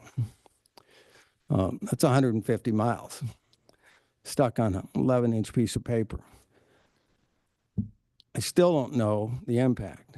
The acreage, I know it's a little bit, but it's 917,000 new acres, and it's over 73,000 acres of private ground. And at least by the calculation that I did, so I could be wrong on that one. What we haven't seen is a map that shows, is it on Commissioner Bennett's property? Is it on my property? Whose property is it on? And I think that needs to be done, even if it's follow-up work. Anyway, there's a lot of whining and polishing a problem that we have. One of the changes in today's action on your part is the date for the next review. I challenge you to be part of the driving force to get SageCon back at the table, to fully understand what's going on, to get the communities involved. Over and over, we talk about social and economic impacts, and we did a good job before, and we didn't do a good job this time. And that's not to beat anybody up. We just did the process like we always did. So I encourage you, one, to leave Grant County out. Two, to make sure that work starts right now. It's slow, it's tedious. Just putting your head down, getting the job done is long enough. But when you start adding all these questions in that you got to spend a lot of time on, it makes it much longer. And I get that. But it's the right outcome. And I want to brag on government when we all do the right thing, that people are involved. And then finally, the definitions. I have two issues with that. We, SageCon and all those groups, spent a whole bunch of time owning those definitions. The LCD, this commission, adopted those definitions. The wording change says that DLCD is going to advocate its role in this and just do whatever ODF and W says. I do not think you ought to give that up. I think you still need to have input into what it is, and you need a definition to be able to do that. Doesn't change anything except keeps you in the game in this conversation. And it pays respect to everybody who worked so hard to get those words put together in 2015. Anyway, thanks for all you do. I appreciate it, and I appreciate you giving me a few minutes to talk, and good luck on what you do. Thank you, Judge, and I appreciate your work on this issue out in that area. Oh, Commissioner Thompson, did you have a Sir, question? am for the I, judge? thank you. I do. I have a question for Judge Grasty.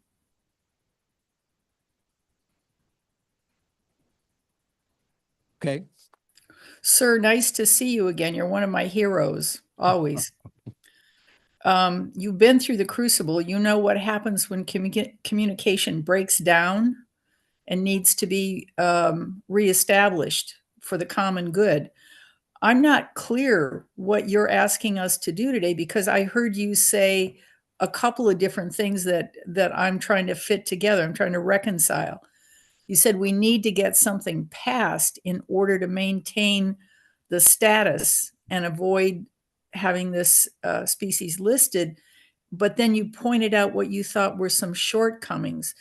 Could I ask you to clarify for me how you are asking us to both pass what we have before us and address the shortcomings that you mentioned?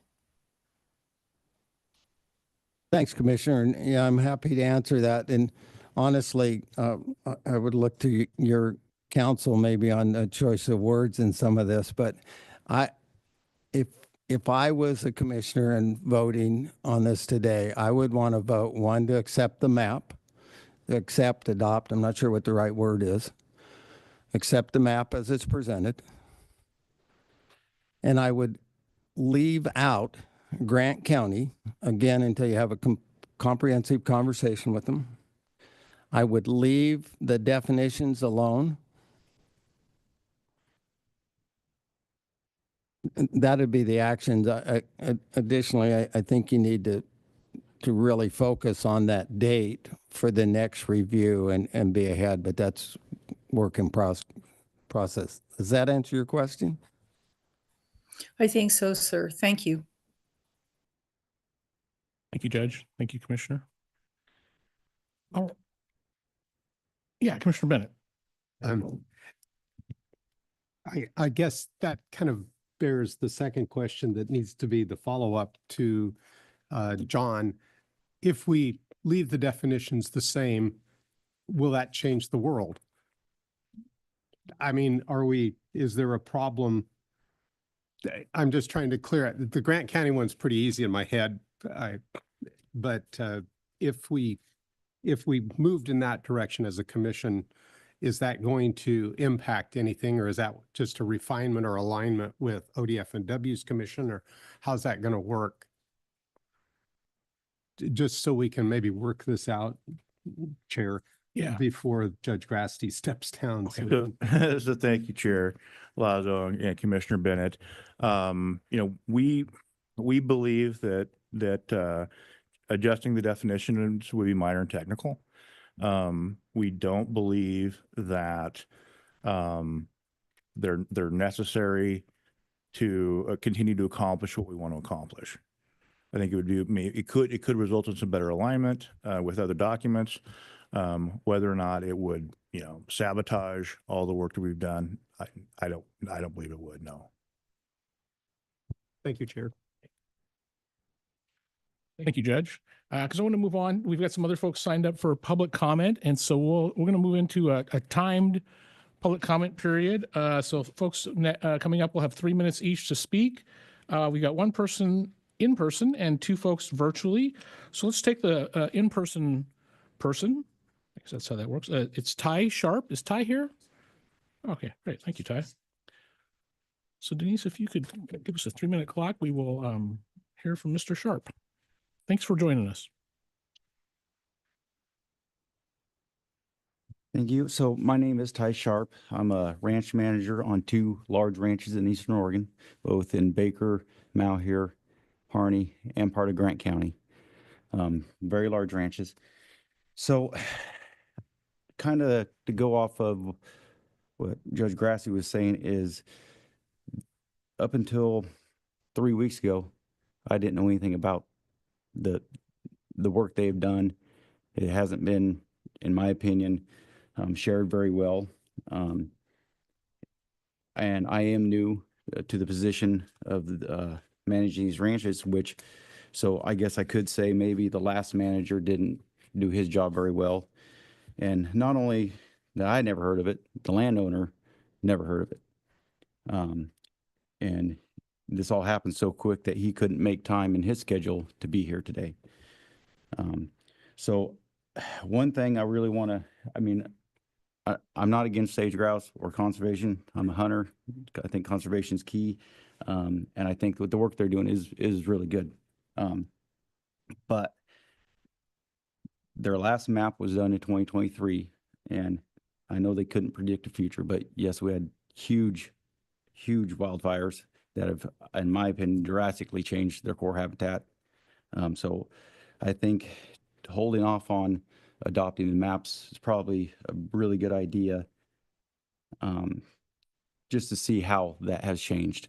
Because I know we've lost 78,000 acres, which a lot of it, I would believe, I think the map needs to be better. I would like to see maybe it on an online program where you can have an overlay to see exactly whose land it affects. But I think it would drastically be different if you did the map again today. So I kind of already had a question that has been answered already, and that's have they done a new map in 2024?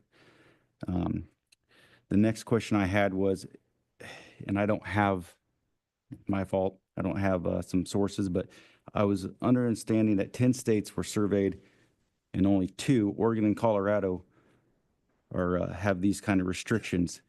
So my question would be, we're not just ranchers, we look at other avenues of revenue.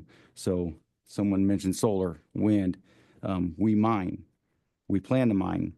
We're afraid that this would restrict us from doing that, which we could, again, having so much land, set aside other parts of the ranch for habitat, but we're afraid that's going to cost us a fortune. So my question, I guess, would be, out of 10 states, couldn't they have lesser restrictions over 10 states instead of harder over 2? And then I don't see, again, I'm a hunter. I don't hunt sage grouse, but I don't see how we can put restrictions on something that can be hunted. I don't see how a judge would approve of that. So I guess that's my other question. Why are we putting these kind of restrictions on a animal that can be hunted? Not that I'm advocating to be put on a list, but I just think that there's more to be done before adopting, especially the maps, and moving forward with the program. So I would advise not to adopt the maps until more recent updated information is done. Thank you. Great. Thank you for coming today, Mr. Sharp. Appreciate it. All right. And we've got 2 people online signed up, John O'Keefe and Christian Hagen or Hagen? Hagen. Thank you. Okay, Hagen, you got it. Mr. O'Keefe, let's see. Thank you. Chair Lazo, members of the commission. I am John O'Keefe. I ranch in Lake County, Oregon. I've been active in representing the livestock industry on sage grouse issues for the last 20 years.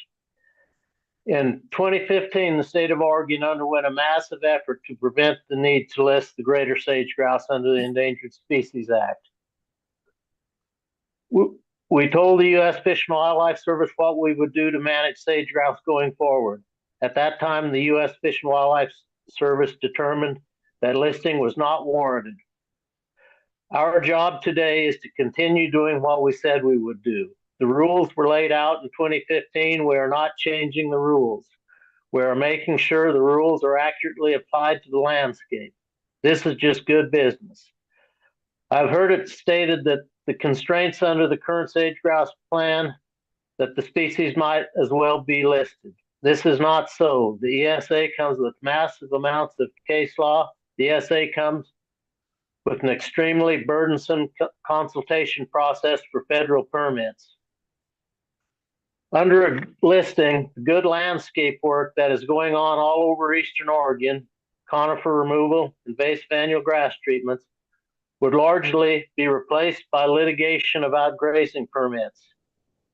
Grazing is our only landscape level tool to reduce fine fuels, which is what drives fire behavior on rangelands. We found out in 2024 on the Heart Mountain Refuge that ungrazed landscapes are very susceptible to fire. There are means under these current rules for thoughtful development to go forward. Under an ESA listing, development would be much more difficult, if not impossible. Sage grouse numbers are up dramatically this year. The landscape work we have been doing since 2015 is really starting to take hold and get to critical mass. We can make a difference for greater sage grouse. It is extremely important for Oregon to continue to do its part to avoid a listing of sage grouse under the ESA. It's been said that wildfires changed the map since the map was made. That is true, but we're on a dynamic landscape. There was a lot of work went into the map. There was, in my opinion, adequate public review under the Fish and Wildlife Services process. I would urge the commission to adopt the map into Oregon administrative rules. Thank you. Thank you, Mr. O'Keefe. Appreciate you joining us today. Okay, Christian Hagan. All right, can you hear me? Yes. Great, excellent. For the record, my name is Christian Hagan. I'm currently Associate Professor in the Department of Fisheries and Wildlife and Conservation Sciences at Oregon State University. My testimony is my own today and not representative of OSU. Chair Lazo and Commissioners, it's my pleasure to provide my testimony to you in regards to updating the core area maps for sage grouse.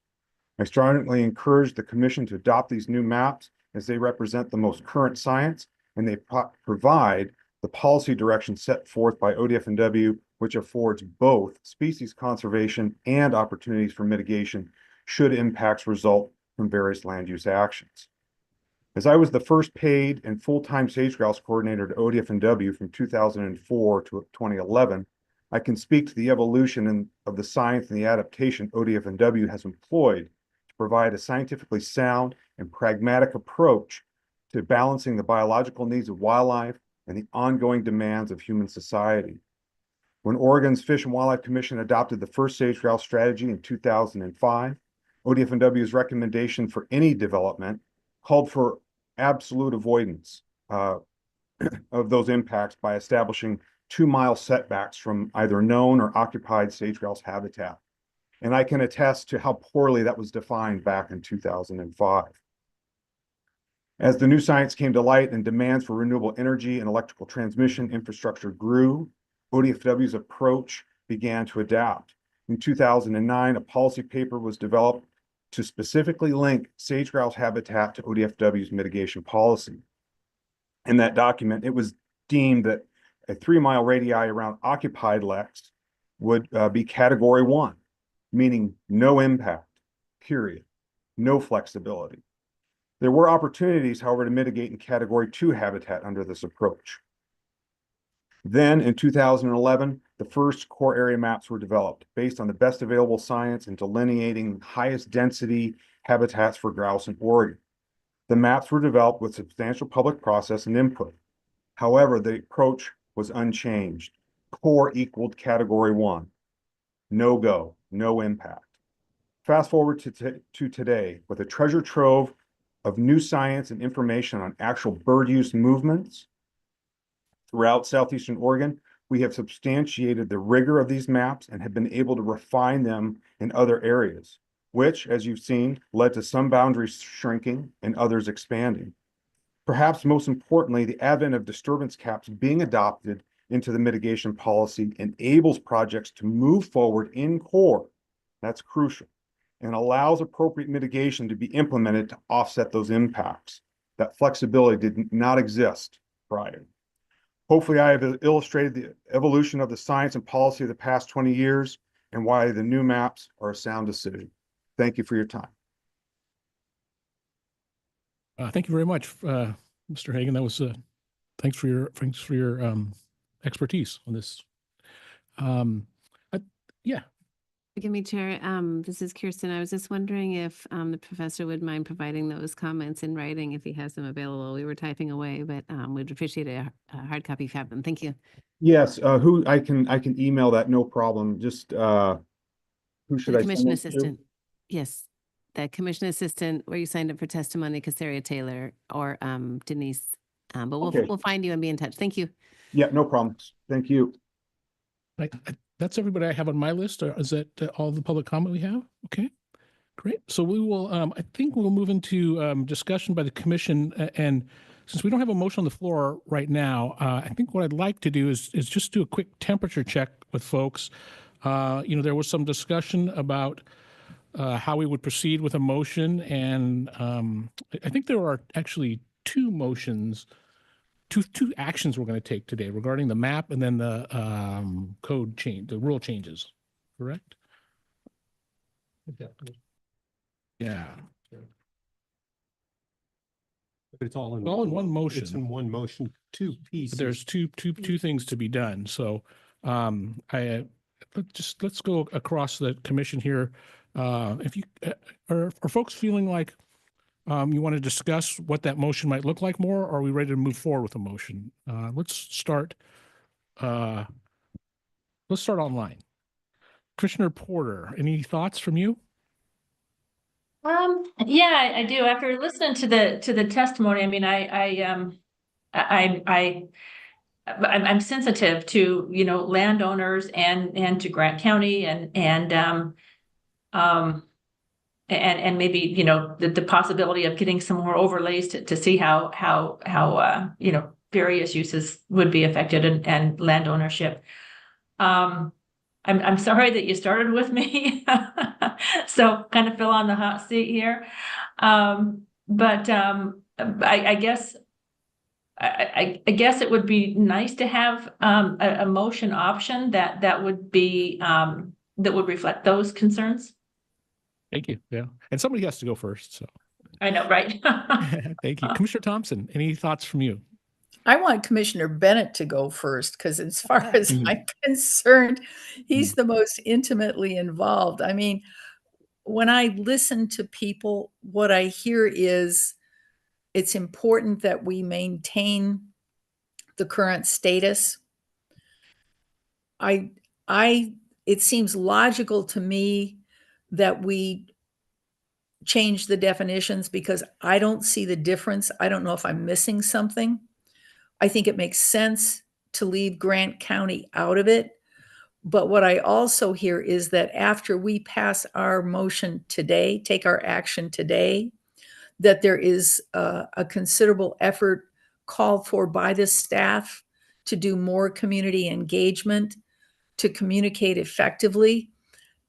What I'm not clear about is if that communication would be, the effectiveness of that communication would be lessened if we proceed today. I'd rather proceed because I want to maintain the protection. I don't want to compromise the community support for the action that we're taking. Thank you. And Director Bateman, did you have something you want to interject before we move? I did. Thank you, Vice Chair. I appreciate all of these comments, and I do appreciate that probably by the end of this process, it will look like it does now. In terms of the tangibles, the map, the words, they're probably relatively good shape, and yet we fell down on the process, which we pride ourselves on. So I'm going to take full responsibility for that. The conversations that should have happened, the outreach that should have happened, the community that already exists around this topic that we didn't manage to connect with this time. Dang it. So what I did want to note was sort of a hybrid of some of these comments. That is the date that I'm suddenly fixed on. It's 2.5 years out, I think. And so there was a call, I think, to bring that in closer. And what I would say is, yes, but we want to start those conversations sooner than we did. We want to get those going and keep them live and keep them active. But the wording that's currently there is no later than, and I'm going to ask the commission to consider leaving that as is, because I'm very worried about the assignments that'll come to us from the legislative body this spring. We don't know what they are, and I suspect they may be overwhelming. So I don't want to corner us with an assignment that we've given ourselves and then have another wheelbarrow of duty come down on our head that we can't have any flexibility with. My commitment would be to put this on our policy agenda starting now, and just like you ask for a call back from the dentist as soon as available. I want to get started, but I don't want to corner us with a date that we can't oblige. Thanks, Director Bateman. And I appreciate that. Appreciate you, your comment about process and that's been heard. I'm purposely going to Commissioner Bennett last because I know that he is the expert on this, but I wanted to make sure that folks could speak their minds on this, and so that you could also have the benefit of knowing where your fellow commissioners might stand at the moment. Commissioner Boyer. Thank you, Chair. I support the map as it is today. And the reason is I want to continue what's currently being done, because there's been great progress. And if we do adopt this today, it doesn't mean this conversation stops. This is going to continue. This is not stop all, end all. And I had one other thing. And then I can live with the definitions as they are right now. So, thank you. Thanks, Commissioner Boyer. Commissioner Bennett, your thoughts? I can. I'm happy to. If you would like to hear my thoughts. It doesn't. My thoughts are things similar to everybody else's. I think that we definitely need to move forward to continue the work that's been done, continue the protections. I'm back and forth on the Grant County piece.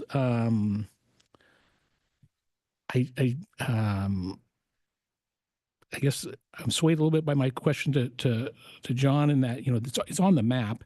And so, the fact that it would change potentially the development process in Grant County is a little bit of a concern. If we don't need to do that unnecessarily, then I'm not sure about that yet. Same on the definitions. I'm the same. I can live with the definitions if if staff feels like that change wouldn't be impactful. I do like that it provides that alignment across documents. That's the one thing. I also appreciate the judge's sentiment that we lose some control if we change the definition to some point. But again, I'm not sure that that's how much control we have. So those are my thoughts. And Commissioner Boyer has one more thought. Sorry, I did not address the Grant County issue. So hearing that there was some lack of communication during this process and Grant County kind of not realizing what was going on, I support keeping it off the map. Now, Commissioner Bennett. Thank you, Chair. I think first and foremost, I need to respond to the director's mea culpa here. I quickly checked with planning directors, and there were county planning meetings held with ODF&W. I can't speak as to why Hammond Ranches wasn't notified. I really don't know. I mean, I'm a neighbor virtually, and I was there. I do know that Tom had later on met with the Baker County Planning Department numerous times, but obviously there was a disconnect there. I think as to the Grant County, they kind of had a change in leadership midstream, and so things tend to fall through cracks. So I have spoke with Judge Hampshire on the now Judge Hampshire, previously Judge Meyer, on this, Scott Myers. So there, and I guess indirectly, there was representatives because I was at some of those meetings there while I wasn't particularly representing this agency, I was there. So there's always, unfortunately, no matter how much effort's made by ODF&W, TCLD, XYZ, unfortunately, people get left out, and that's really sad. And I think that was really gracious that, you know, you made that statement. I think that setting Grant County aside, I see that there's still in the back of my mind this crazy legislative piece, and we could be in a really long discussion about something that when that piece of legislation was put in, we don't really have any say about it any which way. And until that's explored, and none of us here seem to remember, I mean, it was a Finley bill, and I can't really recall too much about. It was kind of it was a shocker, to be honest, that all of a sudden land use is set aside in that piece of Grant County. And I just looked at that piece of ground, and it's all on to the eastern piece of Grant County. It's all in the Sylvies Valley Ranches, which is that chunk of ground. So I don't know now as to the western side, I can't really speak to that. I do know that it's pretty rugged, isn't it, Steve, up in there getting on that part of Grant County? I don't, you know, something could happen there. Please don't hold me to that. So the Grant County, I think Judge Grasty was right. We spent hours. The judge and I got a personal brought to the back room of Governor Kitzhaber's office and explained really clearly what the message was. And Richard Whitman was there, and we were given how it was going to be. And we had to take that back to get the counties to agree. Also, the conservation community was given the same lecture, and they had to go back, and the agencies at the time, Director Whitman and was it Kurt? I don't know, but there was 6 of us that were told, you go back to or I'm doing it myself. So words mean a lot in this case, and setting them aside for this moment, I don't think it may not align directly with the commission, but I don't think it's going to change the whole world. I do want to always keep reminding people, this is not talking about where the birds are or the birds' action. This is talking about development or the potential for development. And yes, it will affect, you know, if you're going to do mining, there's the potential there. But there's also mitigation, and that's a piece that's a mitigation plan that ODF&W works and has developed. So there is that discussion. So it is complex, but as John O'Keefe said, you know, we did a lot of work, and Oregon can proudly say we have maintained the course and worked harder. And one of the big things was we went, when it looked like there might potentially be a listing under the previous administration, we went back and we said, look, Oregon has done all this work, carve us out. And U.S. Fish and Wildlife actually entertained it. It wasn't pushed any further, but we were going to carve out Oregon, which was something that wasn't heard of, but it was because we as a state, we as landowners, we as counties, we as a conservation community, we as DLCD all stuck together and worked through it. It's not all pleasant. It's not all kumbaya by any means, but I think that's why we do need to move forward. And I would make a motion, Mr. Chair, whenever we're ready. Unless there's any other discussion, I would entertain a motion. Don't leave out the recommended stuff. Before you do that, Commissioner Bennett, can I just add, staff, do you have any comments from what you heard from commissioners? Thank you, Chair Lazo. Commissioners, unless you have any further questions for us, we don't have any problems with any of the issues that have been discussed as in terms of amending the motion. Thank you. I would entertain a motion. Okay, and John, you might have to help me as I go through this. I think I got it. I move the commission adopt amendments to Oregon Administrative Rules, Chapter 660, Division 23, to replace the three existing maps regarding sage grouse as shown in Exhibits A, B, C, and D, and amending Exhibits A, B, C to exclude Grant County till further what? Further, Thank you, Chair, Commissioner Lazo, Chair Bennett. I believe where you're going with this is to say that we would adopt the maps that are attached to the staff report as A, B, and C.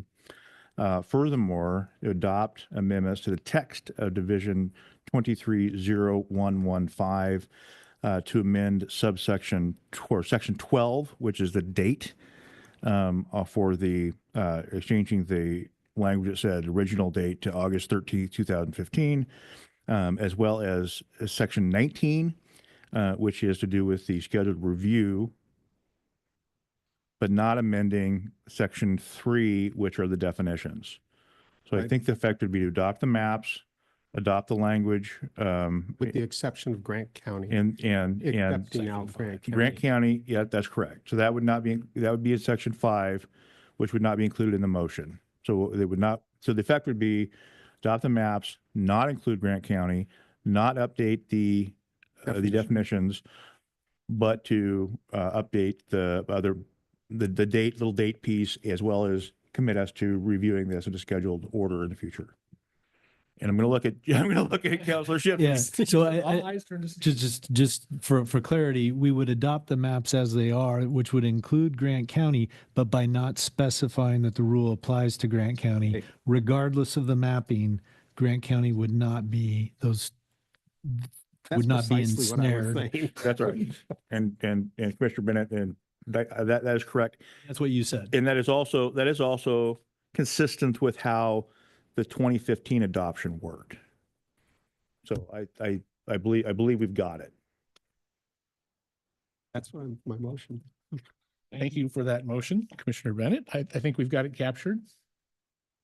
Okay. Is there a second to Commissioner Bennett's motion?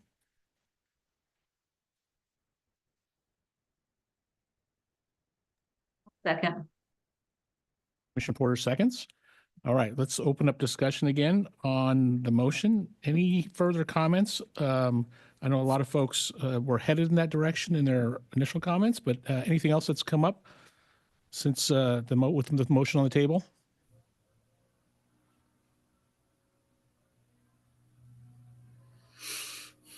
So could council read it just once again before the vote?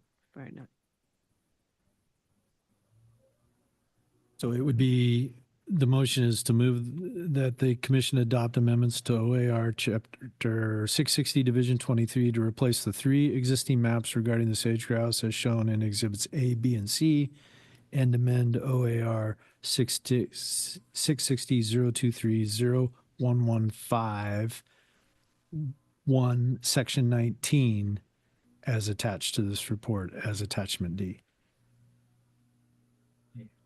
And I think there's another section, right? Section 12, which was the very bottom. That's the that replaces the language that, I don't know, I'm sitting back like I'm relaxed. Oh, I'm sorry. Yes, 12 and 19.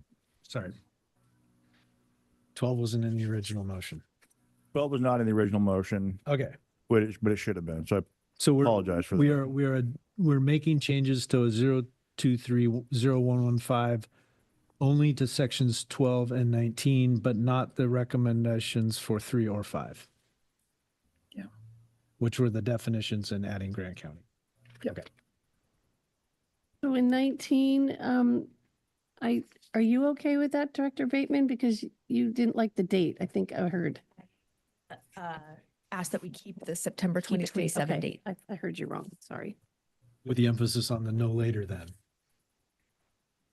Yeah, that was. Any other discussion online, folks? Good, okay.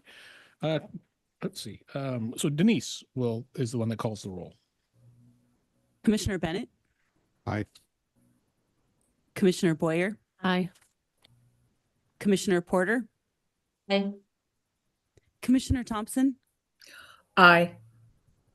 Vice Chair Lazo, Aye. Commissioner Warren is excused, and Chair Halova is excused. Great, thank you. The amended motion passes. And so thank you all again for your work on this and for your input. We really appreciate that. So next, we're going to take a break for lunch, and the commission and our partners are going to head out to a guided tour at the church at the park, and we will resume our meeting back here in the basement hearing room at 2:30 p.m. Can you pull your battery? You can remove your battery. Pull the battery. Thank you.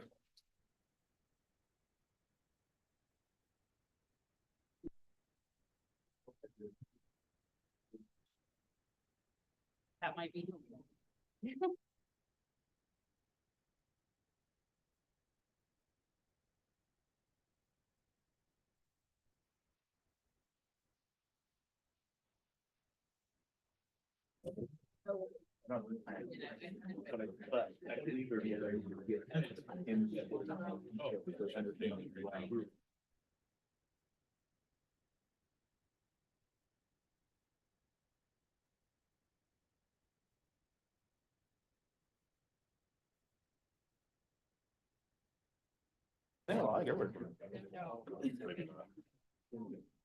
I know.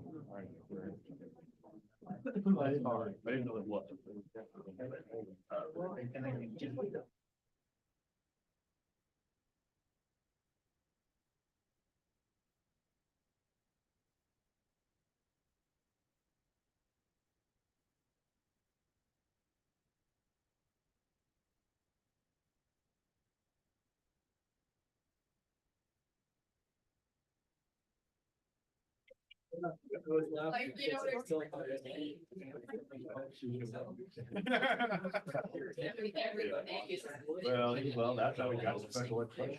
It's really big team. You don't get that.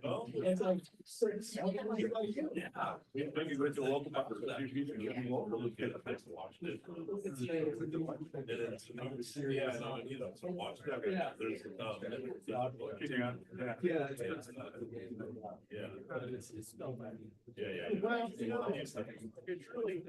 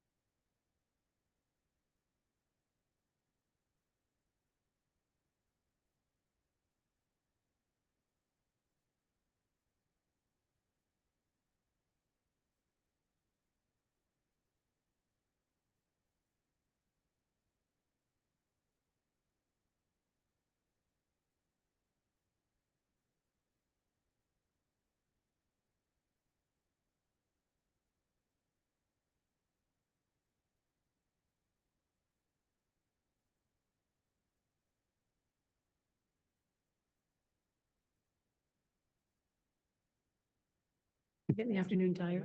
Yeah, Oh, thank you. I just put it in there, so.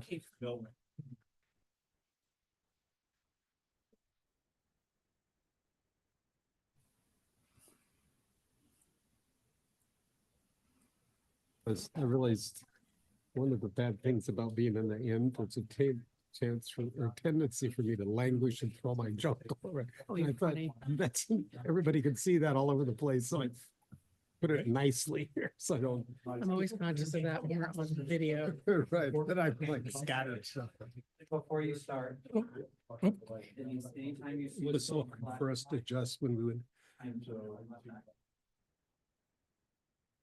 Right now, but it was just doing it, Chair Lasso goes in. Oh, that here on the microphone. We can go forward, but. Oh, okay. They have some very unusual user experience stuff going on with these. And flashing green means it's not working. This one, Yeah, we I can know. just Chair Holova's. Yeah, good idea. So awesome. All right.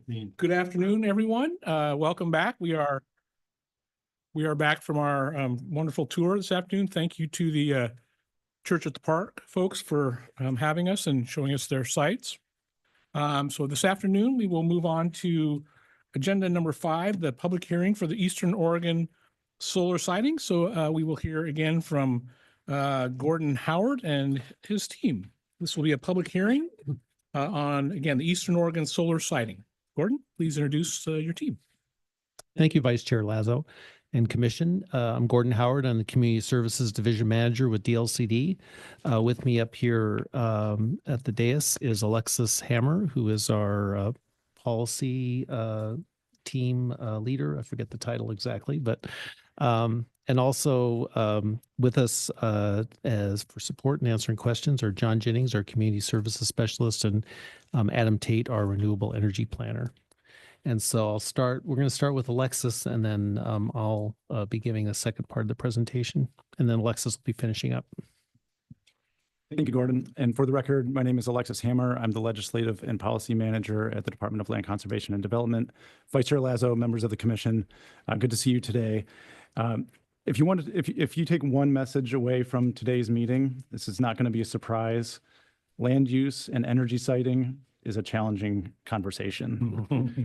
And with regard to our work to implement the statutory requirement that we allow for more solar opportunities in Eastern Oregon, we have more work to do.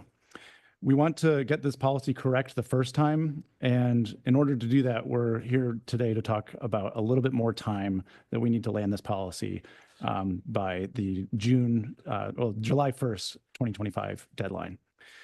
So just to recap, as you all know, our goal here, as directed by the legislation, is to find land available for solar development that avoids high-value resources.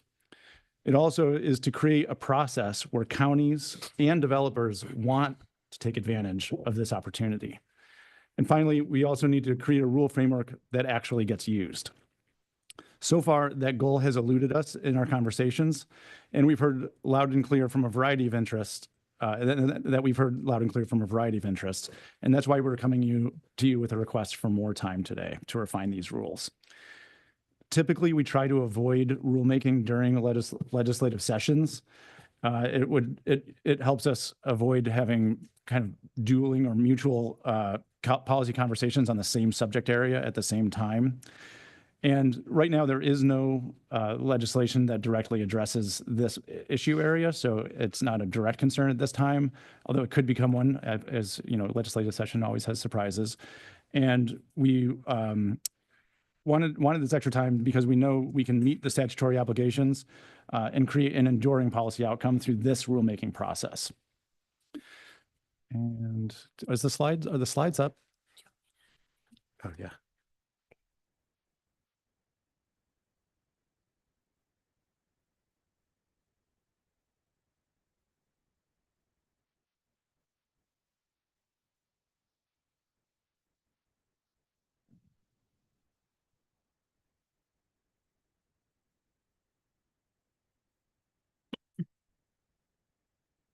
So as I said before, land use planning is no surprise, is complicated. And we have a wide variety of interests that are interested in solar siting. And it can create challenges in finding opportunities for compromise and balance among all of the land use goals. One thing we do know is that all the parties at the table in the siting conversation share a common interest, and that is avoiding unnecessary litigation and protracted and recurring conversations at the legislature. And that a middle ground is possible through that common interest. And the legislature recognized that when they passed HB 3409 in directing us to adopt these rules and streamline the solar siting process. That legislation came from a conversation that was a very large group of interested parties, from conservation organizations to energy interests, that all were at the table to try to find a middle ground and a policy. And they tried to do it originally in statute. And that started about 6 months before the 2023 legislative session. And they came close, but did not ultimately succeed in landing on language that was agreeable. So the legislature then delegated to DLCD that responsibility, or LCDC that responsibility, to find that middle ground. And that is what we're doing today. And over the last 9 months of this work with the Rulemaking Advisory Committee. And I'm going to pass it over to Gordon in a moment, but first wanted just to kind of outline the most recent context for the rulemaking and what we're proposing to go forward into the final adoption in June. So the January 9th Rules Advisory Committee, there was a general sense from a variety of interests that the rules were overly complicated and skepticism that they would ultimately get used. And we also heard about, at the tail end of that meeting, a possible alternative framework and a compromise that industry raised as a possibility. And we want more time to work through that alternative proposal and really, see if a compromise through this different path and a simpler path is possible.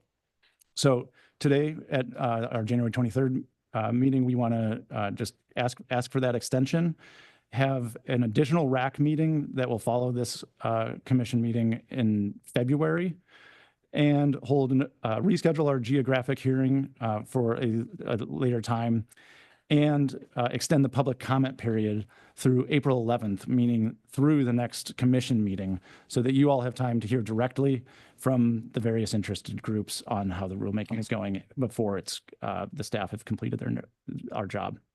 And then finally, the request is for final adoption at the June LCDC meeting. And with that, I will pass it over to Gordon.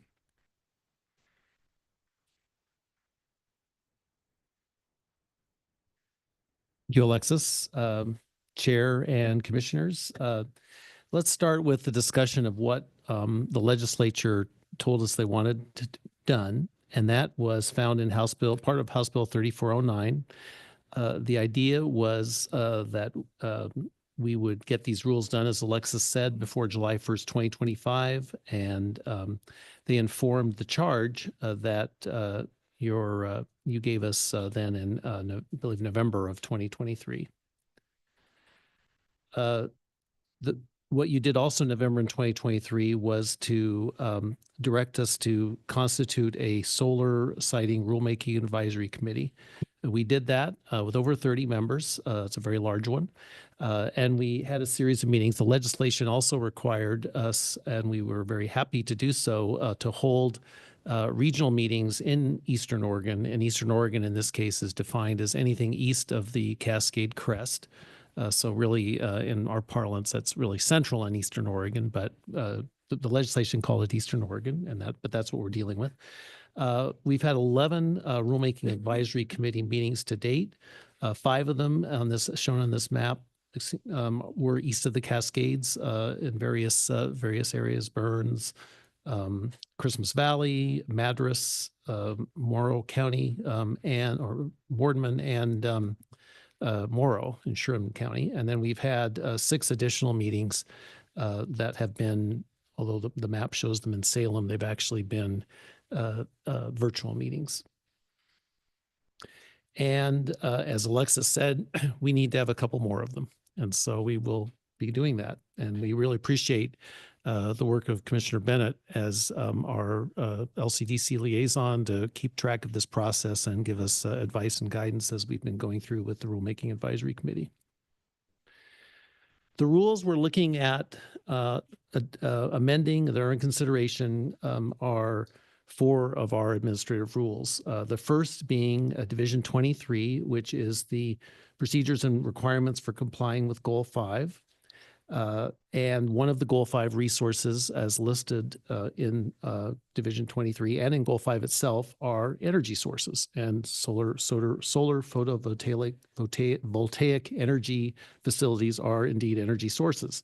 But there are other rules that are involved in this process. Division 33, agricultural lands, although there are some forest lands at issue. Almost all the lands that we're looking at in this part of this process are protected under statewide planning Goal 3 as agricultural lands. But there are some forest lands implicated. There are significant forests in Eastern Oregon, not to the extent of Western Oregon, but they're certainly there. And so Division 6, the forest land rules are also under consideration. And also Division 4, which are goal exceptions, the rules for that. And the reason that is in place is that in our current way of doing work with renewable solar facilities on farm or forest lands, our statutes set fairly strict limits on the amount of land that where a county, these are all pretty much in rural areas and counties, can approve a solar photovoltaic energy facility. Those limits and beyond those limits require what is called a goal exception to the statewide planning goals, either Goal 3 or Goal 4 for the most part. And an exception, as Luba once said, is required to be exceptional. The rules for exceptions, goal exceptions set forth in our statute, our Goal 2 and our administrative rules are pretty difficult to meet. And I always tell people when I look at a Luba case to give you a summary of that case, and it involves a goal exception, it is usually also has the words either remand or reversed, because goal exceptions are difficult to justify. And the solar industry has certainly found that in dealing with goal exceptions in Eastern Oregon, assuming anyone is there to challenge those exceptions, which many of them they have done. So we are also, that rule, Division 4 governing exceptions, is in place. But the whole point of this exercise really is to find lands in Eastern Oregon where solar energy can go forward without the need of a goal exception. And that's really the lodestar of this effort, if I put it that way.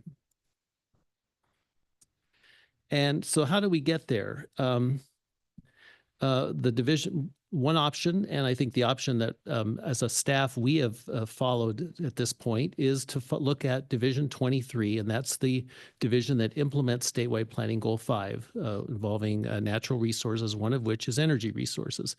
That goal provides a process by which local governments determine whether a resource is significant, what conflicting uses are, and then a program to achieve the goal. And that fits pretty well with what we're trying to do here, which is to essentially, based on what the legislature told us, to balance the certainly legitimate and important need for renewable solar energy to be approved to meet our state's renewable energy requirement, or not requirements, goals and standards and what we're looking for, versus all of the other things that our statewide planning program protects. And the resources that are most notable that we look to protect are farmland and farming, the farm economy, forest land and our forest economy. But in addition, there are conflicts potentially, and there have been, between renewable solar energy facilities and wildlife habitat. A couple of the Luba cases I've reviewed have been the Oregon Department of Fish and Wildlife has been the petitioner to Luba. And also the issue of historic, cultural, and archaeological resources. You just finished a rulemaking on that, and that is also a significant issue regarding these facilities and these proposals in Eastern Oregon. So that seems to fit well with, with dealing with these issues. However, there's another aspect of this, and that gets into Division 33. Division 33 is the rule adopted by your commission that implements statewide planning goal 3 for agricultural lands, and already has a very large, detailed, complicated section in it that this commission adopted in 2019 for the most part. There were some amendments from previous work, but it was a major rewrite, which I think it's safe to say we're really looking at issues involving solar, renewable solar energy, primarily in Western Oregon, which is quite different from Eastern Oregon in terms of the agricultural landscape. But that division definitely needs to be amended as well as part of this process. And the question then, and we'll get to it. We'll get to it in a minute. The conflict or the tensions between where we amend these rules that I'll talk about in a minute. To a much lesser extent, as I said, Division 6 is our rule that implements the requirements for protecting forest lands found in Goal 4. And to the extent that we are going to reduce conflicts on forest lands, we would be amending this division as well.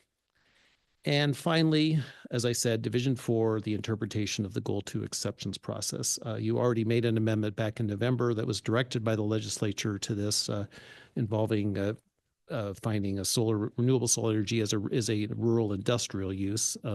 But there may be the need for additional changes to that rule as part of this rulemaking, and we're continuing to work on that issue as well. As I said, the issue here is really, in a way, a mapping exercise. We have areas that are significant, found to be significant for renewable solar energy, and the work of the Rulemaking Advisory Committee has come to the conclusion regarding the amount. You look at the amount of solar capacity that land has. Eastern Oregon has more sun than Western Oregon. I can attest to that, certainly from my personal experience. And so that's really not too much of a constraint in Eastern Oregon. But what is a constraint in terms of locating these facilities, in terms of their viability as solar sites, is proximity to transmission corridors, slope, and other aspects of the individual sites that landowner willingness to participate or sell to a solar or lease to a solar developer, that are issues regarding significance that are related to the feasibility of solar development. So the first step is really, where are the areas where solar development in Eastern Oregon is feasible? The next step, though, is to compare where these areas that are feasible for solar development, what are the competing resource values that we have to weigh and balance in this effort? For agricultural lands, we have a system of classification of soils and lands: high value farmland, arable land, non-arable land. There are lots of different terms that get bandied about. Those are the three terms, though, in terms of solar energy development that our existing rule already has classified lands into, and so that's what we're starting with. We also have areas that have been mapped to some extent by Oregon Department of Fish and Wildlife, of wildlife habitat. You saw one of those this morning with the sage grouse, but there are other areas of priority wildlife corridors and other species and things like that. And then there's the issue of historic, cultural, and archaeological resources. And of most note or difficulty in terms of dealing with that are archaeological resources, because, in fact, they cannot be mapped. It's legally, legally and common sense says you don't map archaeological resources. It has to be done on an individualized site-by-site basis. And that's kind of just the way it is. Some of the other things, the historic resource is obviously a site. If it's on the National Register, that's something that's noted. So that's where we are is finding that balance. And that's what our entire rulemaking effort has been focused on. And we've gotten I think we've gotten wound around the axle to some extent about where in our rules and how complicated it is, or do we do it as a Goal 5 resource, or do we do it as, in Division 33 as farmland? I think we can figure that out. The key thing, and I think the commission needs to focus on those issues eventually, is where is that point of balance? Where is it's an ultimate policy decision, a significant policy decision is how much solar development do you allow versus how much farmland you protect, or forest land, or wildlife habitat, or archaeological and cultural and historic resources. So that's where, and when we have been getting a draft rule that has that balance, and I think, frankly, we're not too far off. I may be Pollyannish on that subject, as we'll find out, but I think that once we get past the issues of how to implement it in a way that is clear and uncomplicated, if that's possible, I think we can deal with that issue. I would say that, in a complicated issue like this, there is going to be some inevitable complexity. As I said in a meeting recently, a simplistic answer would be just to say no. And that's not what we're after. We're to get to a point of saying, yes, there is some necessary complexity in the rules. We're trying to minimize that. We've gotten some initial comments from counties that the rules the draft was too complex and they would feel reluctant to implement them. And we take that very seriously because if counties are unwilling to implement this rule, regardless of what solar developers think about it or farmland preservation activists, if the counties, the ones who would actually implement this, are unwilling to do it, it's not going to work. So we need to get to a point where the counties are comfortable with implementing this rule as well.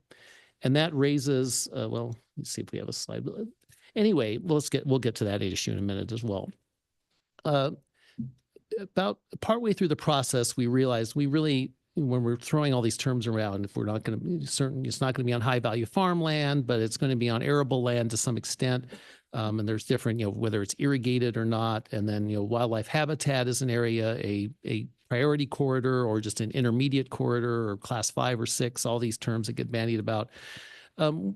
People were asking, the rulemaking advisory committee was asking, and I think quite right to ask, what is this on the ground? And we needed to know that too. So with the help of our excellent GIS mapping staff, Karen Grosslack-McCord, I hope at some point she'll come here and we can introduce you to her. She's an amazing resource for the Community Services Division and the whole department. We did the best we could to map what we've come up with in terms of an initial cut for what is basically 3 categories of land where the competing resources are insignificant enough that no mitigation is required. Lands that have some intermediate value as wildlife habitat or agricultural land or forest land or archaeological and cultural significance that there is a solar development could go forward, but with some mitigation measures. And then lands where the competing resource is so important that we shouldn't make any additional efforts to allow or make it easier for solar development to go on those lands. And this is an example. We've done this for, I believe, all the counties that we have data for in Eastern Oregon, and this is Wasco County. And as you can see, the areas in green on this map are areas that, at least on a preliminary cut, we saw seem to be available in some way under the rules that the drafts where we set that initial balancing point, that a project could go forward. Now, once again, these are not, these maps would need to be refined. Most likely there'd be less green on these maps because things like, well, we do have some information about slope, but it may be at a gross level. There are some other aspects of irrigated land versus not that we don't have a lot of good information on.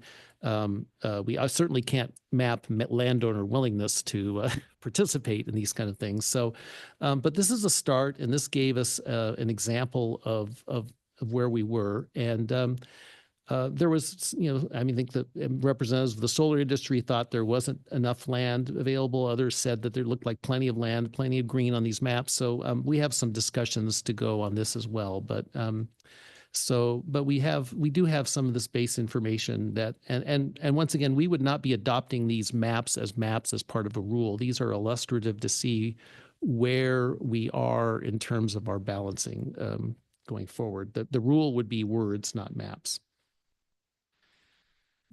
Once again, the key and the biggest issue we're dealing with is agricultural land. And I think the idea is that we would basically, the lowest value agricultural soils would be, there'd be solar development would be allowed to the maximum authorized by the legislature.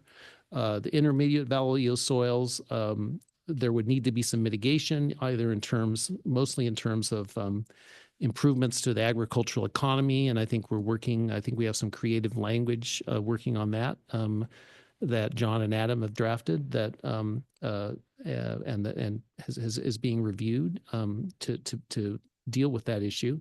And then the highest value agricultural lands would be, I think, clearly most people, I mean, high value soils, as they're called, and they're defined in state law, would be, with very limited exceptions, off limits. And that's a matter that's up for some discussion. I think I think some industry representatives don't necessarily agree completely with that. So we'll be having some discussions on that. But I think that's a key point, at least at this point at the staff level, that we are committed to. On forest lands, it turns out, we did have some members, some representatives from timber operators, a large timber operator in Eastern Oregon. But in looking at it and working with the RAC, we determined that the forest lands in Eastern Oregon are so disparate and so different. Wallowa County versus Klamath County forest lands are so different that it really needed, in order to do a detailed rule, it needed a lot more work than we have time or the people that we recruited for the RAC to do. And so we have really kind of, I don't know if abandon's the right word, but put that aside for now. But there is, we believe, and the RAC has tentatively agreed to this, that an opportunity to increase, the current standard is very restrictive. Anything over 10 acres on forest land, a renewable solar facility would require a goal exception. And there was general agreement on the RAC so far to raise that to a 240 acre level. We can get into more discussion of that if you have some questions, but where those numbers came from or didn't come from. So anyway, going on. In areas of wildlife habitat, we've been working closely with Oregon Department of Fish and Wildlife staff. They've been very helpful on these areas. They've identified 3 categories of land, from high value to intermediate value, low value, the same with the farmland. Either it's fine to go ahead, but mitigation, or it's a no-go, and no-go areas such as the sage grouse core areas.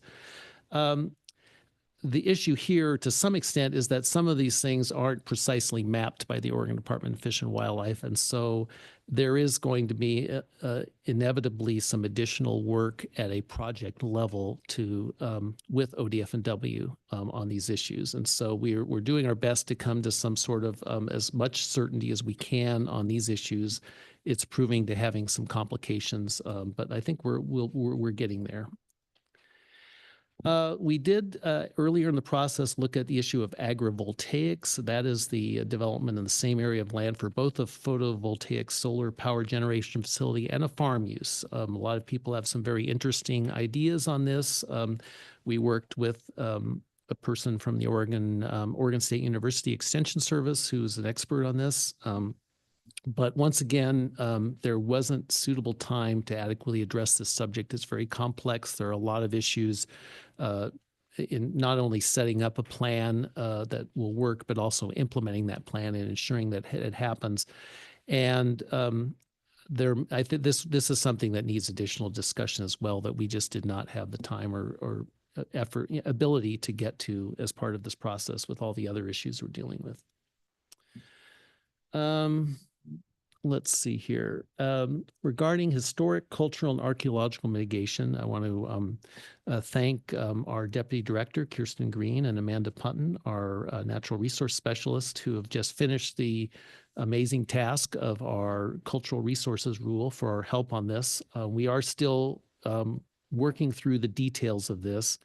But I think we're going to end up relying heavily on the rule that you just adopted last December, and some additional work to on our field visits, especially in Christmas Valley, we got good reports that the solar industry representatives and representatives of tribal nations are working well together and cooperatively with the counties involved to protect these resources. And we want to continue and build on that promising work that's going on now, and make sure this does not become a flashpoint for additional controversy.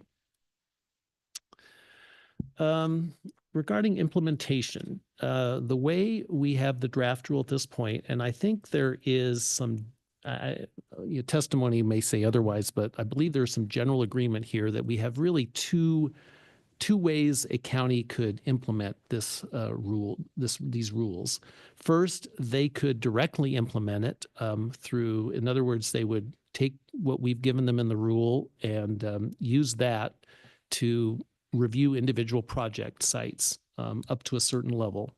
The other opportunity they have, and we've tried to set up the rules to give them some incentive, both them and the solar industry, to go this other route, is to actually do a full comprehensive plan review and update their comprehensive plans with a Goal 5 program to develop areas of the county and perhaps additional more refined rules from our base rules in terms of that meet the individual county's needs and issues going forward. And so then the next question, though, is what, and you heard a bit of this back in Bend originally and since, is to what level should counties in Eastern Oregon essentially be compelled to use these rules, or be given the choice to use them? What we have as a draft right now is that the idea of adopting a local program through Goal 5 and Division 23 would be entirely optional for the county. But there's been the draft rule we have now gives counties the opportunity. A county would have to take an actual action by the county board or county what's the term? Not board. Commission, yeah, to opt out through a public hearing and a post-acknowledgement plan amendment. Otherwise, they would be required to implement that rule. I noticed one of your comment letters from Umatilla County objects to that. So I think we're going to be hearing more about that and whether this should be entirely voluntary.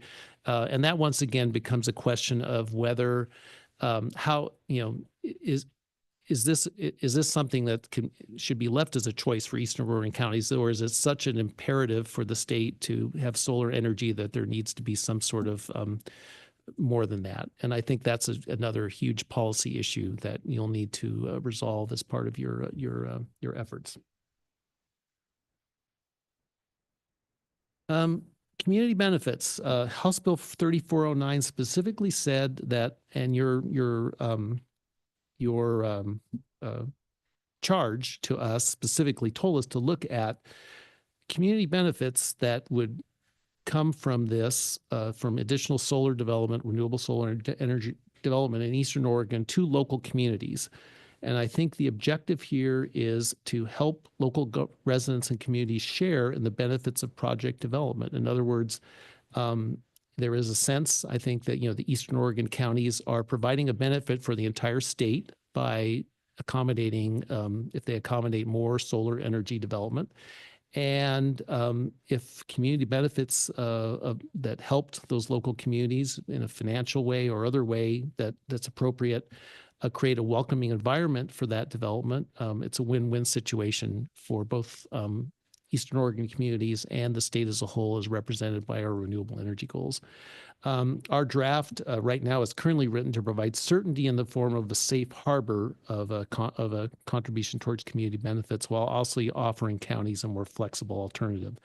I believe, unless once again I'm proven wrong by the testimony, that we're fairly close on this issue as well, but we are continuing discussions. The next steps, I'll turn that back over to Alexis now, and then we'll take in all your questions. Thank you, Gordon. Just to recap, wanted to reiterate the non-surprise here that land use and energy siting is hard.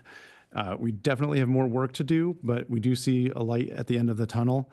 And today we're, asking for more time and a little bit more process so that we get this right the first time. The request is to extend the process and hold open public comment through April 11th. This will allow us to have an additional RAC meeting in February, have another LCDC public hearing on this issue in March with a much more refined draft rule in front of you.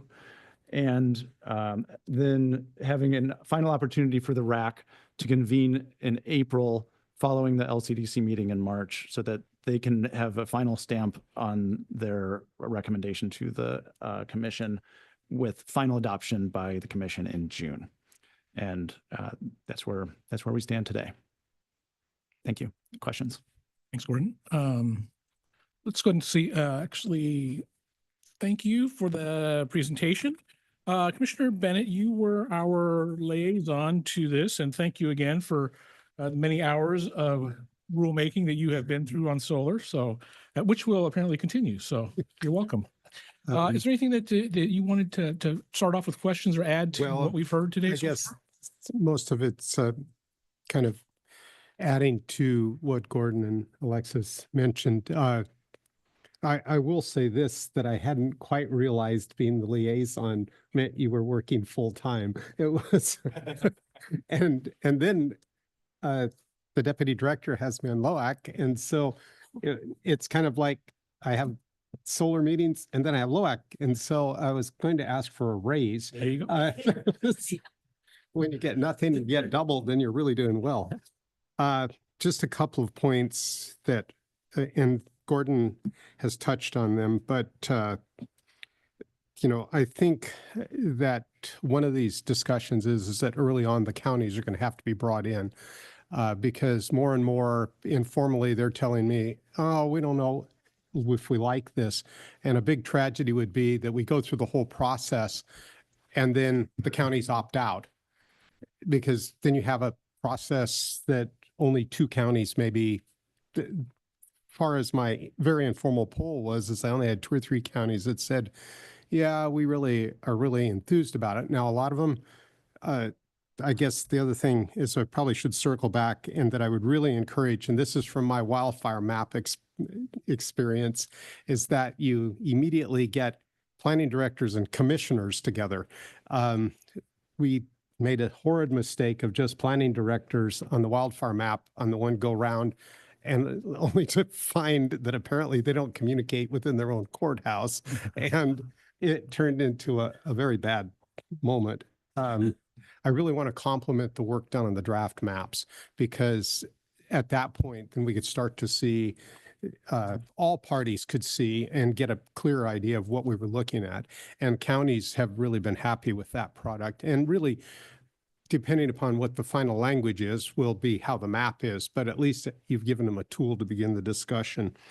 I do want to, I think it's important because in order to get ready for our meeting, the staff had to prepare a staff report. And it was early on, and this thing is an ongoing process. So a staff report was prepared with what was up to that point in time.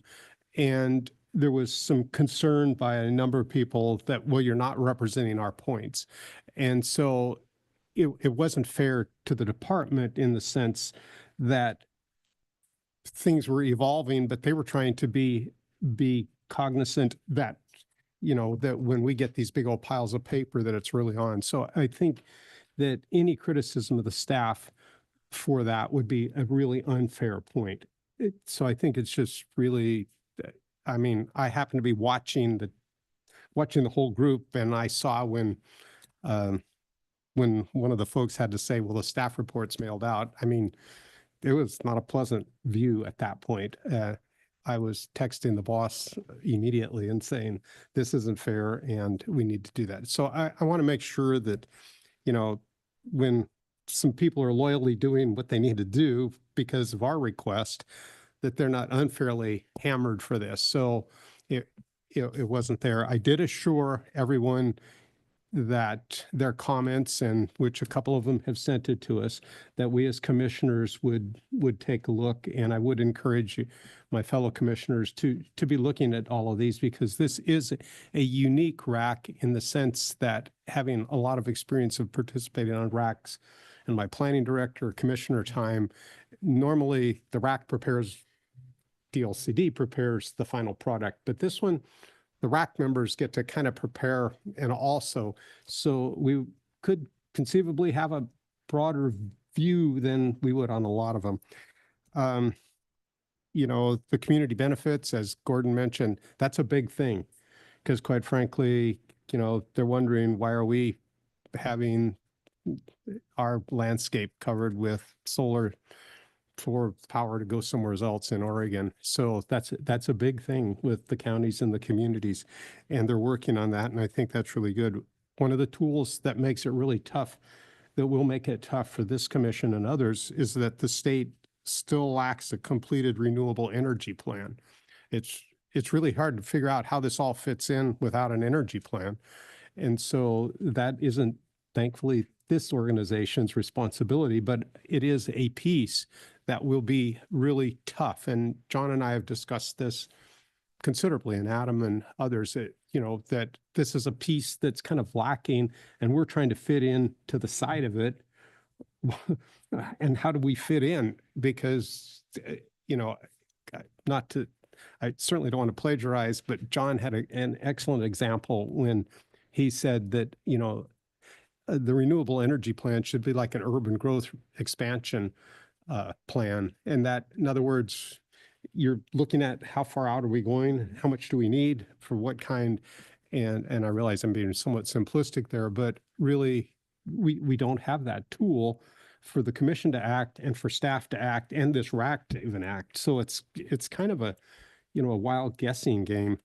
The county opt-out, I think that really needs to be explored.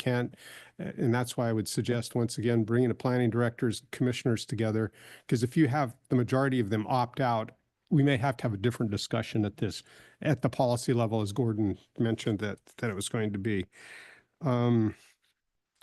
The view sheds and the cumulative impact, those are big things out there. Cumulative impact, I'm sure my colleague down there, Jim Johnson, would say that becomes a big thing. If you take 1,000 acres and 100,000 acres, it's an impact. If you have 10 of these sites in 100,000 acres, now you have a larger cumulative impact, and it is impacting the farm ground. I mean, I sometimes personally take offense when someone tells me that my Class 8 farm ground isn't as good as your farm ground. But in order for my operation and my neighbors' operations in Eastern Oregon to survive, we need Class 6, 7, and 8. And so getting that all balanced is really tough. I can't commend you guys enough for taking this on, even though I've been on the bus too. But it really needs to be in Goal 5 because it crosses the other goals. It crosses into forestry. It crosses into Goal 2, Goal 11. It crosses all of these. So having it have a home is really important. You know, I guess the one takeaway that I would really encourage that the commission encourage the staff is that they, as soon as possible, can get with the counties and say, are you going to use this product if we get it? Because I would just really hate to have this thing drag on and drag on. And Alexis, I think you're overly optimistic that there'll only be one meeting. But I mean, I'm willing to go for it, but I think you might owe me a dinner. The point is that new things arrive at every meeting. And so it's kind of hard for us to project from this point. I think it needs to happen, but I don't know if everybody's ready for it. And I don't know if when we get done, it won't be something that sits on the shelf and that the legislature's mandate is met, but yet it isn't a product that the counties want or that it's going to meet the needs of what the developers think. So boy, I made a long speech there, Mr. Chair, and I'm You're entitled for the hours you spent on it. So, thank you. I guess if you have questions for me too, I'm Sure, yeah. But those guys do a great job, I'll say that. And Jamie, the facilitator, is doing a great job. And sometimes there's some really differences of opinion, and they work through it and they treat them all with respect, and everybody's heard. So Thank you, Commissioner. Director Bateman? Yes, Vice Chair, if I could just fill out a couple of details in response to Commissioner Bennett. One, thank you, Commissioner, for trying to help us message and explain some of the process that's behind the timelines. Something that I've always found frustrating and a little awkward coming from agency land is the lead time that we need to file a notice with the Secretary of State office. And so oftentimes that's a couple months before the real action takes place. Sometimes when we're lucky, that original filing with proposed language doesn't change all that much between then and when it's finally adopted. Sometimes it changes incredibly. So I think that's what we're seeing now. We need to put something in place with the Secretary of State office so that we can file a notice and put on the calendar these hearings and create that arena. So that's what we were trying to do, was just create this space for the input. And unfortunately or unfortunately, a lot of things continue to change. It's a very dynamic situation. So there is quite a lead time. Thank you for noting that for the public and for our RAC members. I just wanted to note too, the final report, as you say, this is a slightly differently structured and differently looking process than we normally have when we're in rulemaking. And so we've been talking recently about the need for that final report that is, largely written by the RAC members with the help of the facilitator, Jamie, who's doing a great job. And that would include recommendations from the RAC, but it would probably also include any dissenting views and other perspectives, because what needs to come to you as a commission is the decision points. Here are the things that we need for you to make a call on, and here are the pluses and minuses of each. So that will be, I think, a little bit more thorough and diverse than you might normally see. And so you can expect that in the final product that comes before you. And lastly, I just wanted to say the state energy plan, of course, sits with Department of Energy, and we do sit on that organization as well as, just as part of their meetings. And so we've got an eye on that and a voice in the room, but that's also dynamic and in process. So there are a lot of things happening at the same time. Thank you, Director Bateman. So again, let's have clarifying questions for staff. Commissioner Boyer, anything from you? So you're mentioning a lot of wildlife, ag, and forest, but is rangeland being talked about at all, or is that kind of lumped in with agriculture? Vice Chair Lazo, Commissioner Boyer, yes, rangeland is one of the farmland categories we're looking at, definitely. Thank you. And I too asked the question, is one more meeting enough? And is today we only authorizing one meeting, or are we just authorizing to continue and let them decide whether more than one should happen? I mean, that's my question. Thank you, commissioners. And I don't think we need a formal vote either. We just wanted to make sure that this plan sounded good to you. We were just kind of looking for a thumbs up or a sense of the group. And we didn't want to surprise you thinking that we were coming to a vote in March. So. Okay. Yeah. Because I'd like to leave it up to you guys if one is enough. Mr. Boyer, I'd point out we actually are planning to have at least 2 meetings. So There you go, Commissioner. Great. All right. How about online? Commissioner Porter, any clarifying questions for staff? Nope, none for me. Thank you. It was a good presentation, though. Thank you. And Commissioner Thompson. Thank you, Vice Chair. Well, I'm curious about the distinction on the maybe lands about irrigated or non-irrigated. When I was out looking at that land this summer, I could see and I heard a lot about the presence or absence of irrigation having the impact on the agricultural viability. I realize when we look at these matters, we consider the soil. How do we take into account the water, or don't we? I'm going to turn this over to our expert on this subject, John Jennings. Thank you, Chair Lazo and Commissioner Thompson, and thank you, Alexis and Gordon, for what I think was a fine presentation. We've talked a lot about irrigation, right? And the upshot is that lands that are irrigated, that are either subject to an appurtenant water right or within an irrigation district, would not be eligible for this particular opportunity. Right, that's an assessment of the value of irrigated agriculture for Oregon, and also recognizing that there are other opportunities that could be better suited for those types of areas.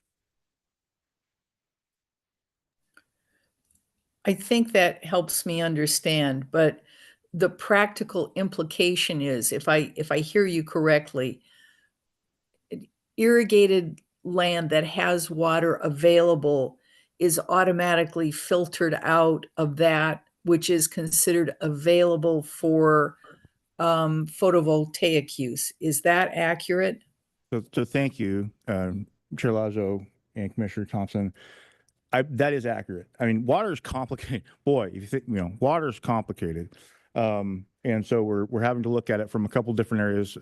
But from a baseline standpoint, yes, land that is irrigated or within an irrigation district would not be eligible for determination of significance under this opportunity. There's a couple different ways that we're working with that, but basically in the most simple, straightforward way is to say that we have made a choice. The RAC has, by and large, I think, made a choice that irrigated agricultural land should not be available for this particular opportunity. Follow-up question. So being within an irrigation district does not necessarily mean that water is available, either potentially or actually. Am I correct in that, though? So, Chair Lazo, yes, Commissioner Thompson, you are exactly correct. Our conversations with folks in the north, so let's say the North Union Irrigation District by Madras, but probably more importantly, the Oregon Water Resource Congress has indicated that, again, it's complicated, and that while there could be a time to explore something further, it wasn't felt this was the time. So you're right. There are lands within irrigation districts that don't have a right and are not irrigated. They're also viewed pretty importantly by those irrigators. And again, the upshot that we got from the folks that represent those water districts was, let's not do that right now. It's complicated. Maybe in the future, let's not do that right now.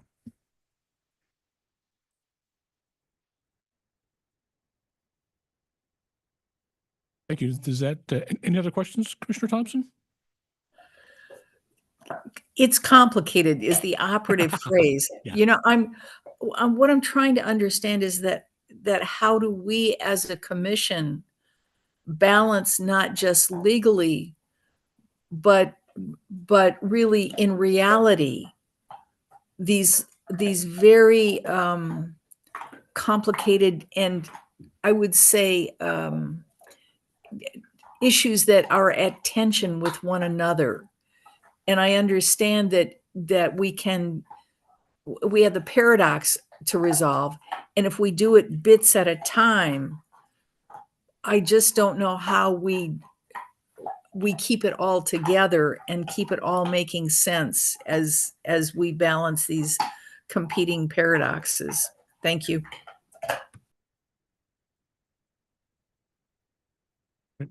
Food for thought.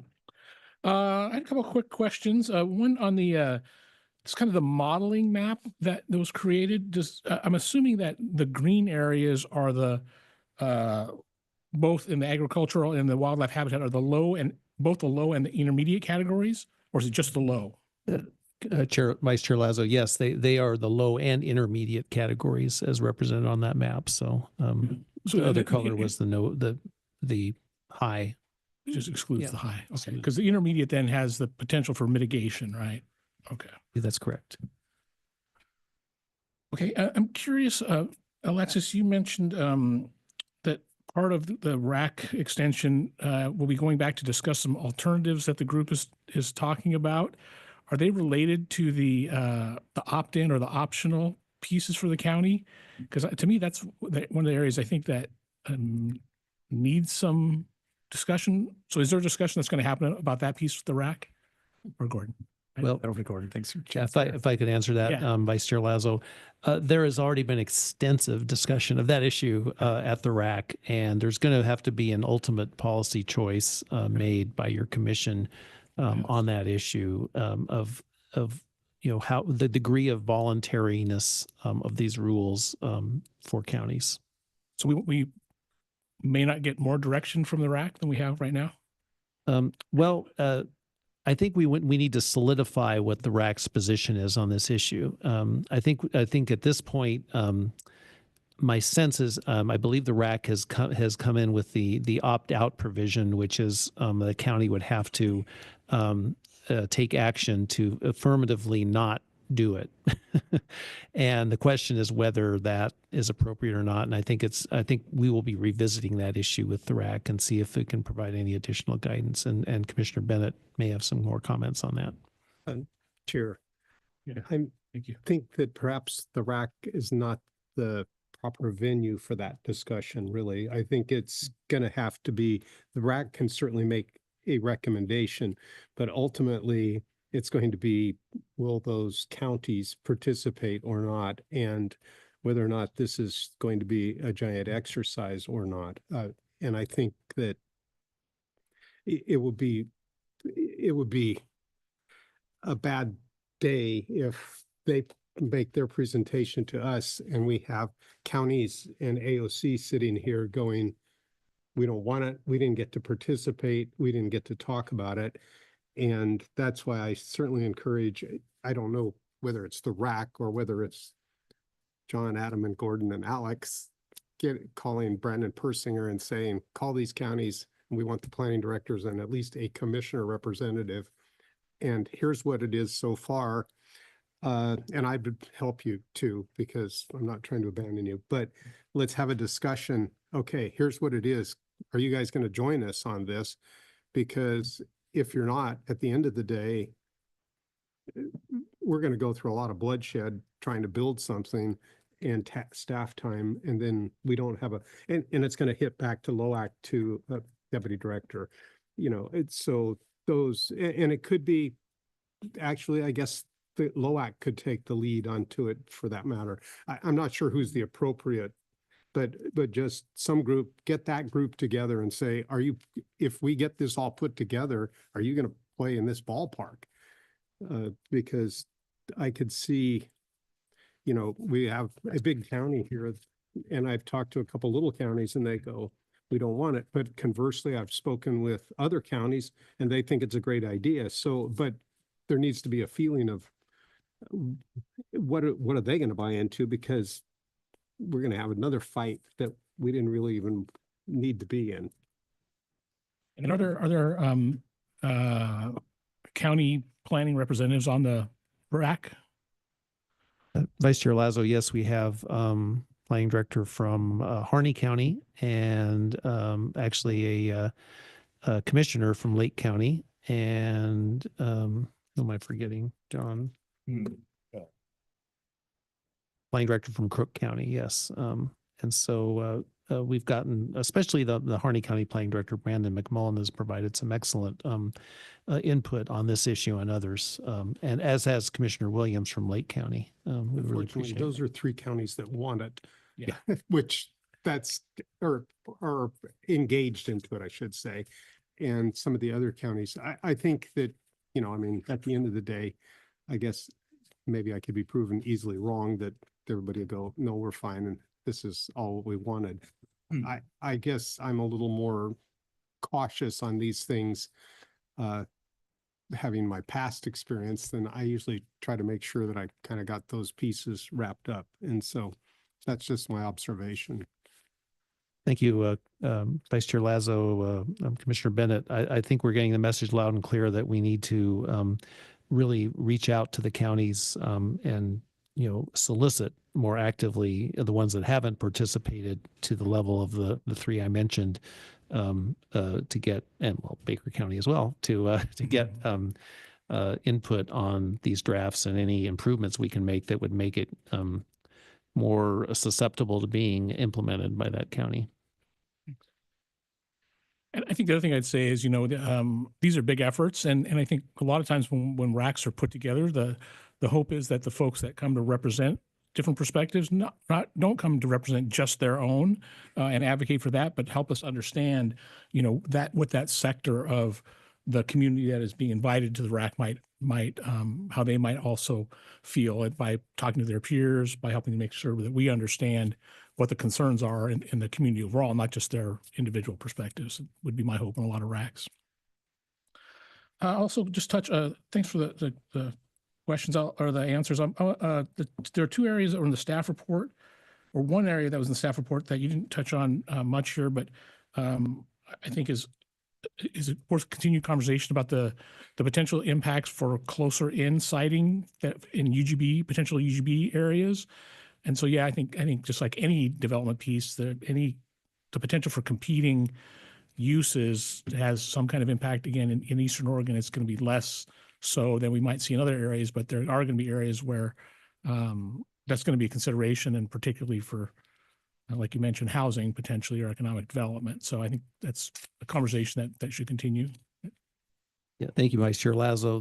That issue has come up, and at this point, the general consensus on the RAC, which we will test, is that there shouldn't be any restrictions on solar development as long as it's outside of an existing urban growth boundary. And as a department, we see some big problems with that, especially with some of the faster growing cities in Eastern Oregon that are expected to expand their urban growth boundaries. Within the, a solar facility has a 30 to 40 year timeline, I believe. And many of these cities, I can imagine the city of Bend, for example, is going to be expanding its urban growth boundary in a major way within the next 30, 40 years if growth rates continue as now. So we, as a staff, if the RAC, that might be one area where if the RAC came up with a recommendation to not have any restrictions, we as the department might have a different opinion to present to you on that issue because of the other, especially housing, which is another huge priority for our state planning program to provide inadequate numbers and the potential impacts of having a solar facility to move in an area that you want to urbanize, an operating solar facility in the future. On the other hand, we got some input from a representative from he is not on the RAC, but from a smaller city saying, we're population 500. We're not going to be expanding our urban growth boundary anytime in the near or far future that we can see, and maybe it's not an issue there. So I think it might be something that would be an impact for the larger cities in Eastern Oregon and not the smaller ones. You'd have potentially a fine tool that you could propose to us? At this point, we'll have something for you. Yes. Thanks. And I agree with Commissioner Bennett around that the home for this work is probably best suited in Goal 5. That's probably, despite its other areas. That is a huge discussion right now, and there are members of the RAC, generally from the solar industry, that don't agree with our recommendation to put it in Goal 5 and Division 23, and we're working on that. My perspective, and we need a lot of discussion internally about this as well, is that the key is the substantive provisions of the rule more so than where exactly they are in the rules. If you're going to not allow it on high value farmland, does it matter if you do that in Division 33 or 23 and exactly how you do it? I think we need to see if that's the case or not. And you're going to get some testimony on that. You know, the solar industry has a definite opinion on that. And we're looking at that issue. But my thought in looking at this is we want to get to a point, a process that's not complicated, but also get to the substantive points and what are, not be arguing about exact, where it should be in the rules, but what are the rules? That's what we want to get to, and how we can best get to that point. Great, thank you. We're going to come back around for comments and questions at the end, but I want to move to public comment. We've got a few folks signed up here. We've got a couple folks here in person. Andrea Kreiner and John Sonanen. And then we've got a handful of folks signed up for virtual: Angela Peterson, Laura Tabor, and Alyssa Forrest. And so we will, folks will have 3 minutes to provide public testimony. So we'll start with in-person folks. Andrea, do you want to come forward?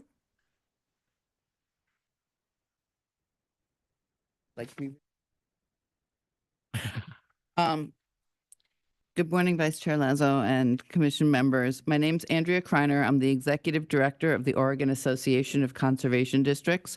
I also served as a member of the RAC.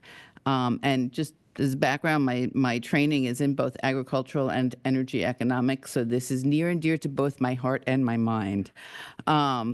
So OACD, as you guys know, represents the 45 soil and water conservation districts statewide, which are special districts with elected boards that work with landowners on voluntary conservation to protect and enhance soil and water quality and habitat.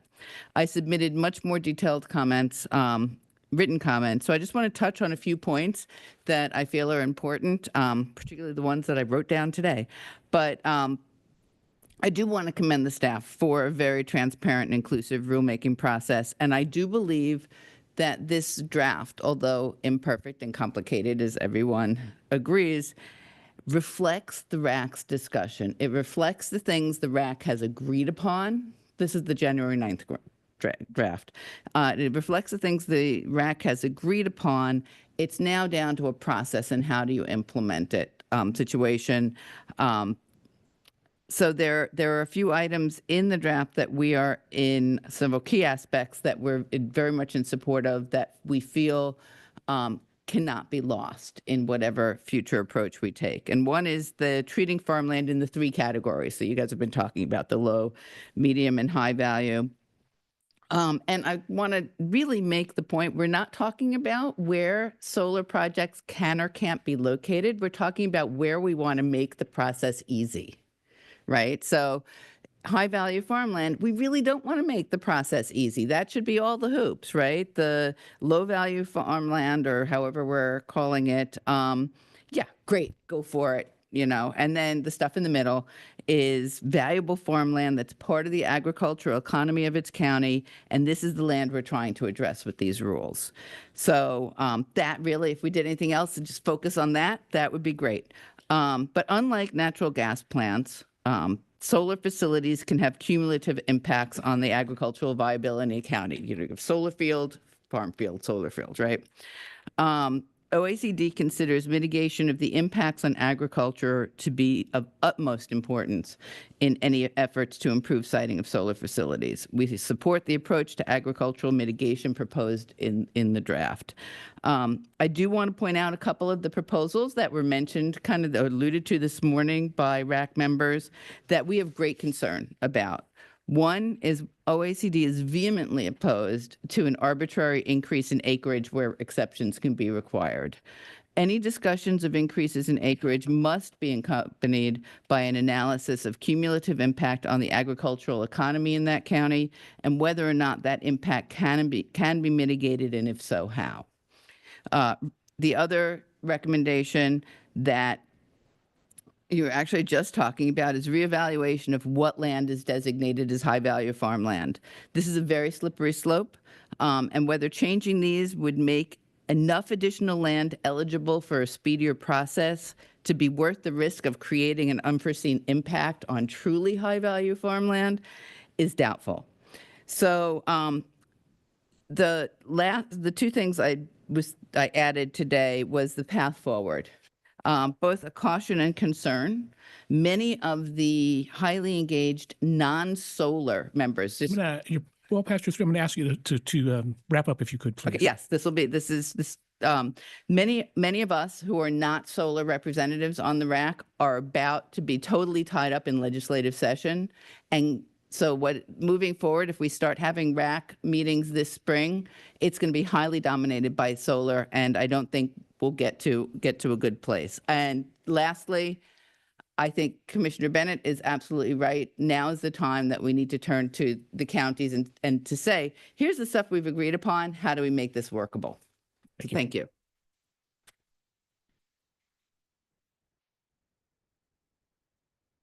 Right. Next in person, we'll have John Soininen. Okay. Sure. Can someone just explain to me the interplay between these rules and the FSEC process? Would these rules apply in FSEC, or is this just for projects that are regulated at the county level? John, if you can answer that, I guess, go ahead. John.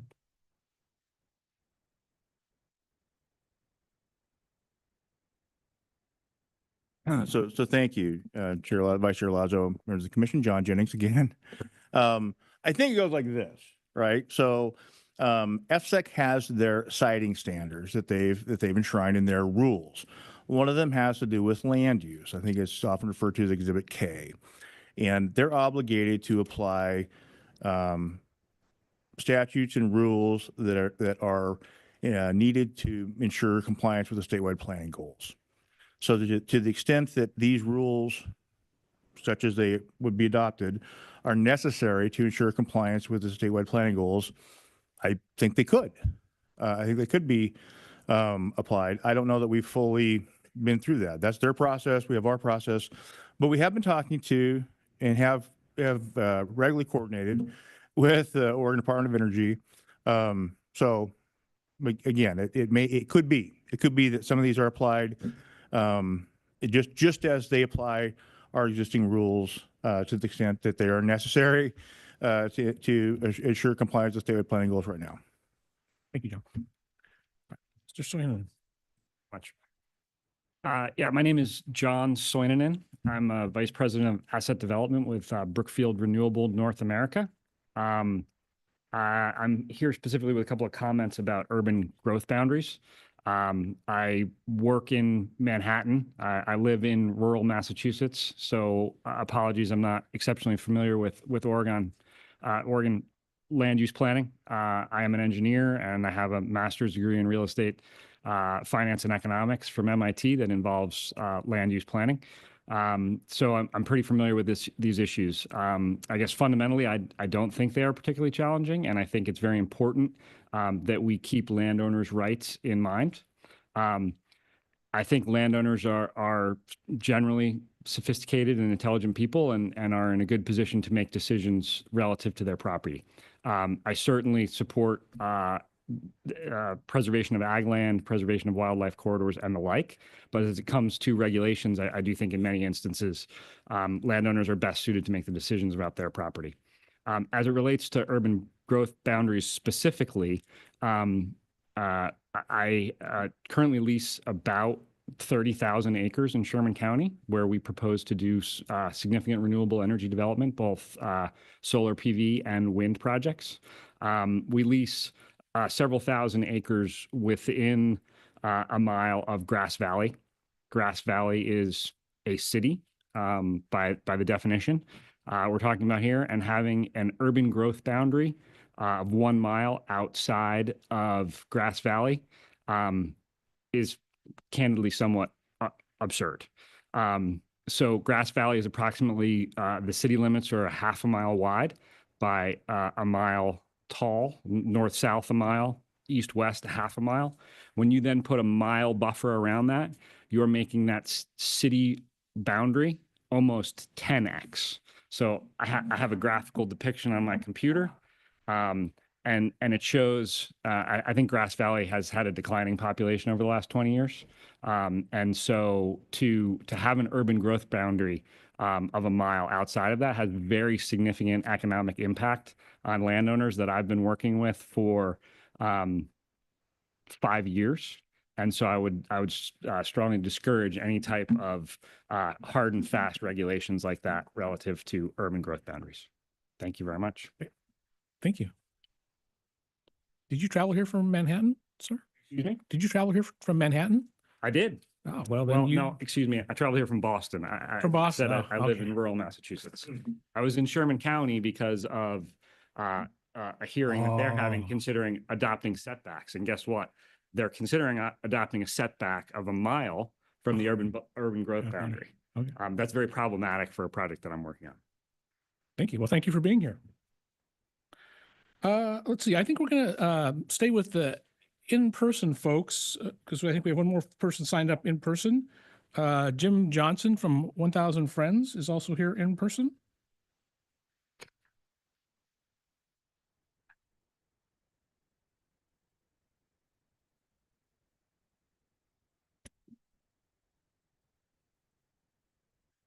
Good afternoon, Commissioners. For the record, my name is Jim Johnson. I'm the Working Lands Policy Director for 1000 Friends of Oregon. I was and am a member of this RAC, but the first, except for the last 3 months, I was representing the Oregon Department of Agriculture on that RAC. I'm now representing, along with Andrew Mulkey, 1000 Friends of Oregon. I really didn't plan on getting up here today, but some things have been said that I think I would like to respond to. First, I would agree with something that was said earlier. The staff report does reflect the general direction of what the RAC has been working on. This is not just the staff's opinion. This is coming from the RAC. We don't all agree with everything, but that's really where it's going here. I always have to remind people of this. The purpose of Division 33 in the LCDC administrative rules is to protect and preserve agricultural land, not to facilitate non-farm development. We need to keep that in the back of our minds. And most of this land we're talking about is zoned exclusive farm use and is defined as agricultural land under Goal 3. To that point, Commissioner Bennett talked a little bit about rangeland. We don't gauge rangeland by soils class necessarily. We look at different things beside that. So something that might be class 8 soils might be excellent grazing ground depending on its forage capability. So that it's really important to take that into mind. And the number 2 industry in terms of agriculture in the state of Oregon is livestock and cattle. The number 3 is hay. The number 4 is milk. The number 5 is grass seed. All but the first one, nursery, has something to do with the livestock industry. So it is a really key and important element, and the livestock industry is centered in central and eastern Oregon. Couple things were talked about. Cumulative impact. Cumulative impact is not just about the impact of energy siting, but the impact of energy siting and all other non-farm development in terms of the critical mass of land needed to support Oregon agriculture. And it's not just about land base, it's also about the infrastructure needed for agriculture, including water. And I won't even get into water. As complicated as land use is, water law is even more complicated. In terms of cumulative impact, I just gave a presentation to the legislature just the other day. I think it's important to note that when you look at land lost in the Census of Agriculture, the majority of the land lost in this state are from counties in central and eastern Oregon where energy facility siting is going, according to the Census of Agriculture. FSEC, the Energy Facility Siting Council, has approved 51,889 acres of EFU land for solar development. Solar, not wind, just solar. The counties have approved another 13,667 acres. That's basically 102 square miles. I asked staff at the Department of Energy if they'd ever denied a solar project. They have not. So remember, this is but one option that's being proposed for siting energy facility stuff. There's still all the other options that are on the books. And I'd just like to leave this whole issue of urban growth, boundaries and the like. If a county wants to protect land for future urban growth, and I think they should, there is a process, and it's called urban reserves. And that's what should be used to address these issues instead of trying to address it through this process. So if we want to protect land going east of Bend, they need to get on the stick and develop an urban reserves process. And I'll leave it at that and answer any questions you may have. Thank you. Thank you, sir. All right, we will switch over to our virtual folks, and we've got 4 people who are signed up for virtual testimony, and if they're around. The first is Angela Peterson. Hi, can you hear me okay? Yes. Great. Chair, Vice Chair, and Commissioners, for the record, my name is Angelina Peterson, Senior Legal Assistant at NewSun Energy. NewSun's an Oregon-based solar energy developer and is a member of the RAC. We submitted detailed written comments, but I'd like to bring a couple of issues to your attention. First, we'd like to request that department staff provide more transparency around their procedure and interaction with the Commission. This RAC is unique because it was established by legislative directive, and the legislation puts the RAC in the position of directly advising the Commission on the rulemaking. As a RAC member, we request to be given notice and opportunity to advise on staff reports to ensure that they accurately represent RAC discussions and positions, so that if there are discrepancies, the RAC can provide its own recommendations directly to the Commission. Second, we're concerned that the department has continued to recommend, over the RAC's objection, that areas eligible for solar under this rule would not include areas within a mile of urban growth boundaries around cities with populations as low as 2,500 people. The RAC discussed and voted on this issue twice and decided both times to reject that proposal because it would arbitrarily eliminate potentially low conflict solar sites that may be highly valuable because of existing electrical infrastructure like substations, which are often close to urban areas. We take exception to department positions that ignore the express recommendations of the RAC, given the RAC's legislatively established role and directive. Finally, the draft rules are overly complex, such that which sites are eligible cannot be determined. When combined with new administrative processes and unknown compliance expenses, that means the rule is unlikely to be used by applicants or counties. At the last meeting, the RAC discussed modifying the rule to simplify its applicability while preserving the positive policy concepts developed by the RAC, including agricultural mitigation funding and community benefits programming. We support a decision to provide the RAC with more time to discuss and analyze these alternatives so that we can provide a more certain recommendation to the Commission. Thank you. Great. Thank you, Ms. Peterson.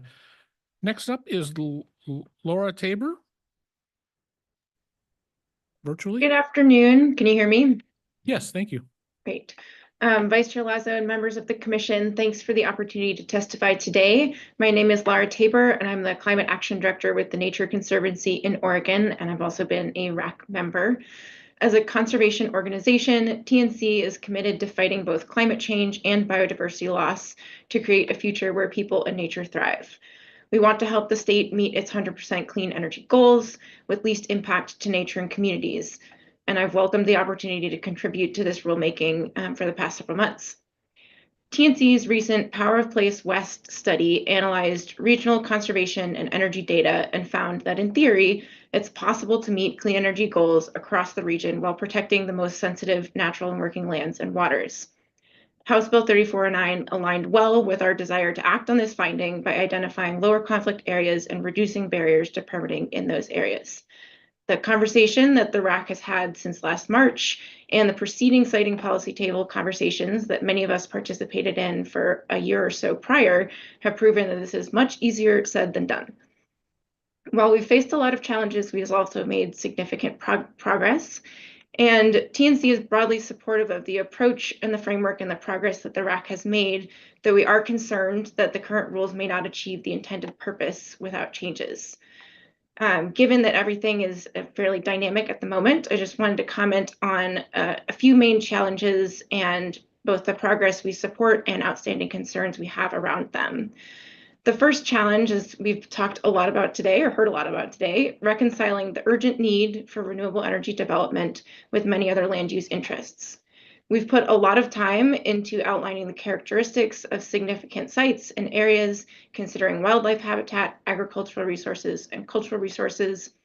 TNC supports the Division 23 provisions related to wildlife habitat and mitigation, as well as the introduction of a mitigation program for agriculture, and consideration of water availability in those agricultural criteria. We also support the inclusion of community benefit agreements and hope that the RAC can continue to refine this language, given that CBAs certainly have an opportunity to ensure that historically under-resourced communities benefit more equitably from energy development. They're not always a silver bullet, and it's important that communities have the resources to negotiate fair and beneficial agreements. I'll also note that we have some concern, and it's difficult to make this an apples to apples comparison, but that the proposed approach to protecting agricultural resources may be proportionally more restrictive than the approach for wildlife habitat. And we support, an intentional approach for both, and just want to see if maybe we can get a little bit more creative and get closer to parity on those approaches. I'll just quickly note on the topic of understanding what mechanisms in the rule will most effectively provide a streamlined process for sites and areas that meet the lower conflict criteria. We value the principles that are embedded in the Goal 5 and Division 23 approach that take a holistic approach to identifying least conflict criteria, and we're open to continuing forward with this framework for both sites and areas. But given the significant uncertainty that's been expressed by others in the RAC about how effective this will be, we would say if we do move forward that approach, it needs to be revisited within a year. And we would also be open to a conversation about a compromise approach that maintains the Goal 5 process for areas, but would sort of consider an intermediate raising of acreage thresholds outside of Goal 5. We may end up in just as complicated a situation as we are right now, but I think it's a conversation worth having. Lastly, just want to thank again the LCDC Commission for the opportunity to comment, DLCD staff, and the RAC members and our facilitation team for all the time that they've put in. Thank you. Right. Thank you, Lara. Okay, next is Alyssa Forrest. Yes, hello, can you hear me? Yes. All right, good afternoon, Chair, Vice Chair, and Commissioners. My name is Alyssa Forrest, and I'm the Policy Director for the Oregon Solar and Storage Industries Association, otherwise known as ASEA. We are a trade association for solar in Oregon, and we represent a large part of the solar industry here in Oregon. We really appreciate this opportunity to provide public comment. I'm not planning to discuss a lot of in-depth substantive issues here so much. I think there's work to be done in the future, and future proposals will present a more finalized view. From the RAC, I do want to take some time to highlight some issues that we've had, and I think it's important for us to tell you that we've had some struggles with the procedure of the RAC and some of the processes, and think that it's important to hear from us as a stakeholder. We've been involved from the beginning, and we really want this process to work, and we really want this to result in something that creates a good pathway for solar permitting that works for everybody. So, there's been times where we felt like there's been a lack of transparency from DLCD staff, or there's been times where issues that have been brought up by us or other stakeholders haven't been addressed. And if they haven't been addressed or included in future proposals, there isn't always an explanation given as to why there's disagreement, and that makes it hard for us to understand where things are going, and kind of makes the process feel a little bit frustrating, like some of our input isn't always valued, or if there's disagreement with it, we aren't understanding why. And a big example has been, it was kind of mentioned by others today, but some of solar developers and solar industry have had issues with the Goal 5 process and fear that that would be unworkable and it wouldn't be our preferred path. And I think that we're feeling more hopeful now that there's been some willingness to consider additions of other options. And we've been advocating for a pathway for projects in a transmission corridor since the beginning of the RAC. And we put forward a formal proposal at the last RAC meeting. We're having good conversations with stakeholders and staff, including Alexis and Gordon. They've been working closely with a lot of the stakeholders, and we are feeling optimistic that we can find common ground.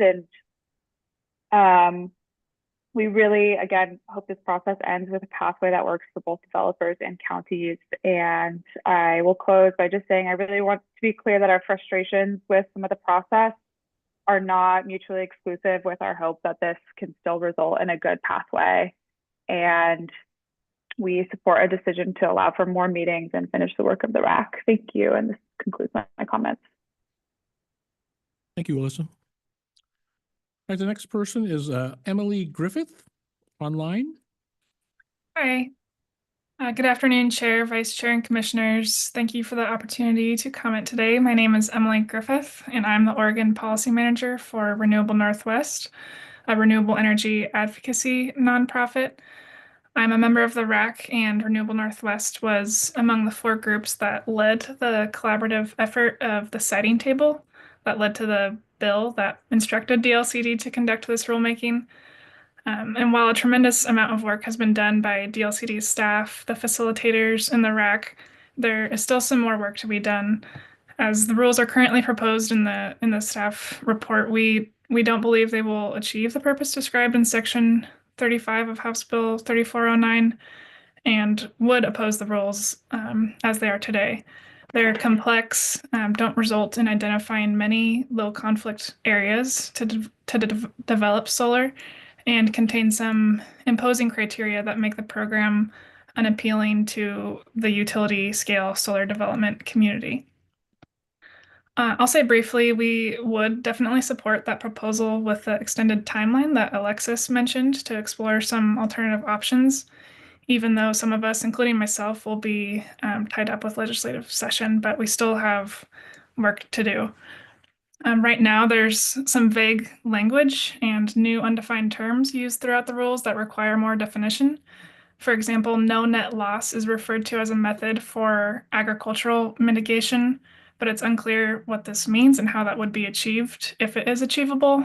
And we agree with the intent here, but having some of these undefined terms in the language creates opportunity for many of these projects to be challenged in court, even with the best planning efforts from the county to site solar projects in these least conflict areas, which I think is contrary to the overall goal of this rulemaking.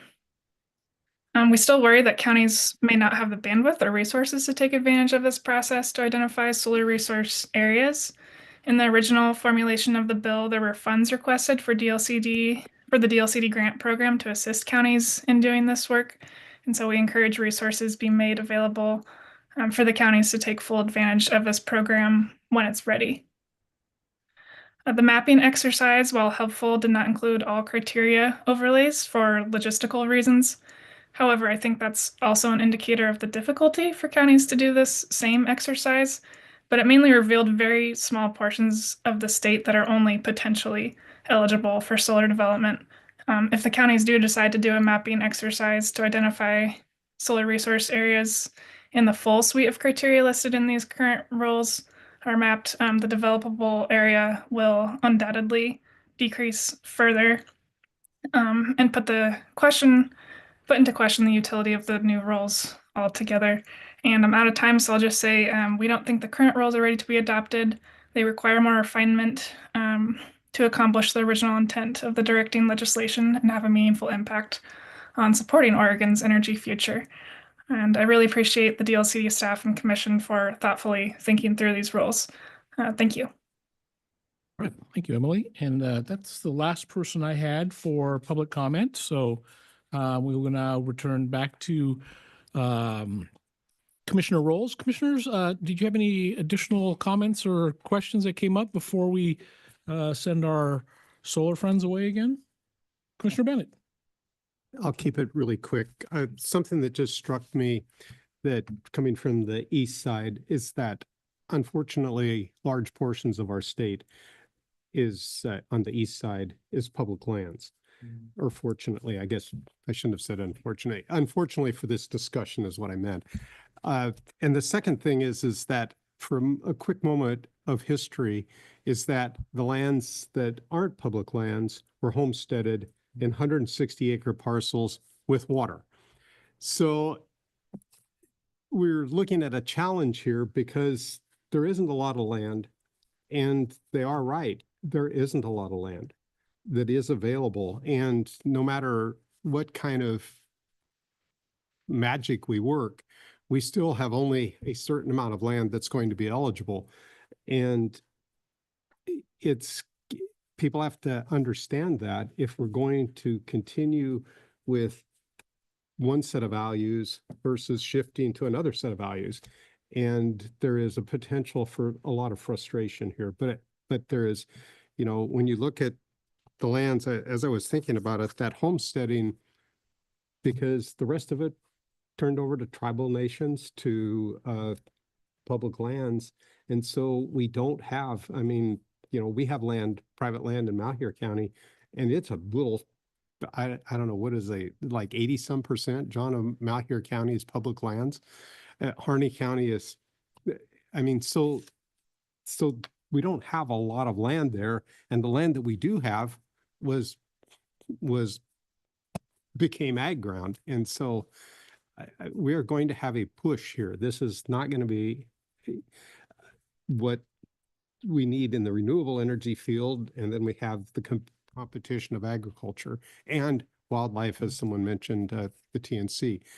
So you've got the sage grouse, and this morning we just we recognized the increase of sage grouse lands. So we're in a really crazy competing interest, and it's going to be a tough one. It really is. And I promise I'll shut up. No, but this is the nature of our work. Thank you. Commissioner Boyer. And then I see your hand, Commissioner Thompson also. Do you want her to go first? I didn't know who was first. I don't know either. Okay, I'll go. Yeah. So as I was hearing public comment, I hear a lot of meeting Oregon's future energy future, clean energy. We're not meeting our clean energy goals. But something kind of struck me as I was listening to all that. Do we know where this energy is actually going? Is it benefiting the state of Oregon? It just strikes me very interesting. And does anybody know if there's an inventory of the projects out there already as to where this energy is going? So that strikes me like we're gobbling up our land and we don't even know if we're benefiting from the energy. So it just strikes me really funny today. Thank you. Commissioner Thompson. I like Commissioner Boyer's question. I have the same questions about offshore wind because it impacts our fishing industry. And where does the energy go? Whose cost, whose benefit? I don't know if we calculate that as we consider what rules we write and how we ask cities and counties to enforce them. I think it's a valid concern. I understand the need to have the balance of the competing industries. When I hear Commissioner Bennett say federal lands, so much of our territory is in federal lands, do we have any way of asking if the federal lands could be used for energy production? And if we do ask federal lands to be used for energy production, is there a way for community benefit to accrue from any use of those federal lands? And I ask that because I don't know the answers, but given the scarcity of the resource that Commissioner Bennett pointed out and the benefit to Oregonians that Commissioner Boyer is pointing out, I'd like to ask if we can at least have an answer to those questions. Thank you, sir. Thank you, Commissioner Thompson. They are, yeah, we're not going to take any more public comment. I'd certainly grab one of the commissioners after if they're willing to have that conversation with you. Yeah, Commissioner Porter. Thank you, Vice Chair. Someone, I can't remember who brought this up in the testimony there, but they were referring to an energy plan, an overall energy plan. And for some reason, I thought Oregon would have one of those, and I'm a little bit perplexed if we don't. But it would make it pretty tough. I know a lot of the utilities do have to have a portfolio that has to be, approved by the PSC or the PUC. So I think that would be very helpful. I would love to hear a little bit more about, what is out there as a guide or goalpost, and what could help come up with a comprehensive approach to this. So that seems like if that really is missing, that seems like that's kind of a pretty large gap. Thank you, Commissioner. And I think that Director Bateman has some insight on that. Thank you, Vice Chair. I'm at the risk of overreaching almost immediately as soon as I start to speak. I know the state has a biennial energy report that it puts out, and so that often includes a report on where our energy comes from. But I don't know that in recent years we've created a strategy for the state in terms of what our goals are and how we're going to get there. I don't know that we've done that amount of planning and detail work. It's been more of a report back. So this is a little bit more proactive, as I understand it, as an energy strategy. And Alexis actually has a note to add to that as well. He and John Jennings have both been in the room for these discussions. Chair Lazo, Commissioner Porter, great question. And I can't speak for the Oregon Department of Energy, who is conducting the Oregon Energy Strategy at this moment. They will be completing the strategy by I believe it's September or October of this year. And right now they're in the modeling process to look at, based on Oregon's economy and energy consumption pattern that's at present, and trying to track a variety of scenarios and different options to meet Oregon's carbon reduction goals by 2050. And the strategy is not itself going to have we're at point A, here's point B, and how we get there. It's going to illustrate a variety of scenarios. For instance, one of those scenarios might be, here's a more land use intensive scenario where we're using more solar generation or solar and wind combination, but it will not be a discrete, there'll be many policy choices to make to implement any given strategy. And it will also be among the legislature, the Public Utilities Commission, the Oregon Department of Energy. Many different decision-making bodies are at play. And so it is a framework to think about all of the different trade-offs between those different scenarios. But it's such a complex and multi-jurisdictional problem that it will be a complex solution. Yeah, I'm sure it would be, but it's so interesting because you talk to the various agencies and it seems like everyone's dabbling in a little bit of it. DEQ's got the Clean Fuels Program and the Climate Protection Plan and how we're going to try to regulate, major facilities. And it would be really, I guess, helpful to have, kind of an overall something to look at to say, okay, this is where we're lacking. This is where we're going to cut. We need to backfill with this. So anyway, but thank you for that, Alexis. I appreciate that. Thank you, Commissioner. I also forgot to preface this part of it by making sure that there weren't any commissioners that had any concerns about bringing this back in June as opposed to March. I think we have that direction, and then you can figure out how many more RAC meetings you need. Otherwise, we or how many more RAC meetings Commissioner Bennett will put up with. Great. All right. Well, and I want to correct the script here because next steps on this item, we know you'll have a geographic hearing, but I think it was going to be in February, but you're going to reschedule that at this point. So that will be the next one, and you'll get the word out about when that will be. It will still be somewhere in the Eastern Oregon area, and you'll send out notice about that. We also, because we've extended the time for this item to come back in June, public comment will now close on April 11th. So we will accept public comment on this until April 11th. Deputy Director. Thank you so much. 11:59 p.m. 11:59 p.m. Pacific time. That's right. All right. Great. Thank you all. That is our, that concludes our last agenda item for today. So we will adjourn and recess the meeting from now until tomorrow morning at 8 a.m. And we'll begin with item 6, the director's report. So thank you all. We are adjourned. Thank you, Commissioner.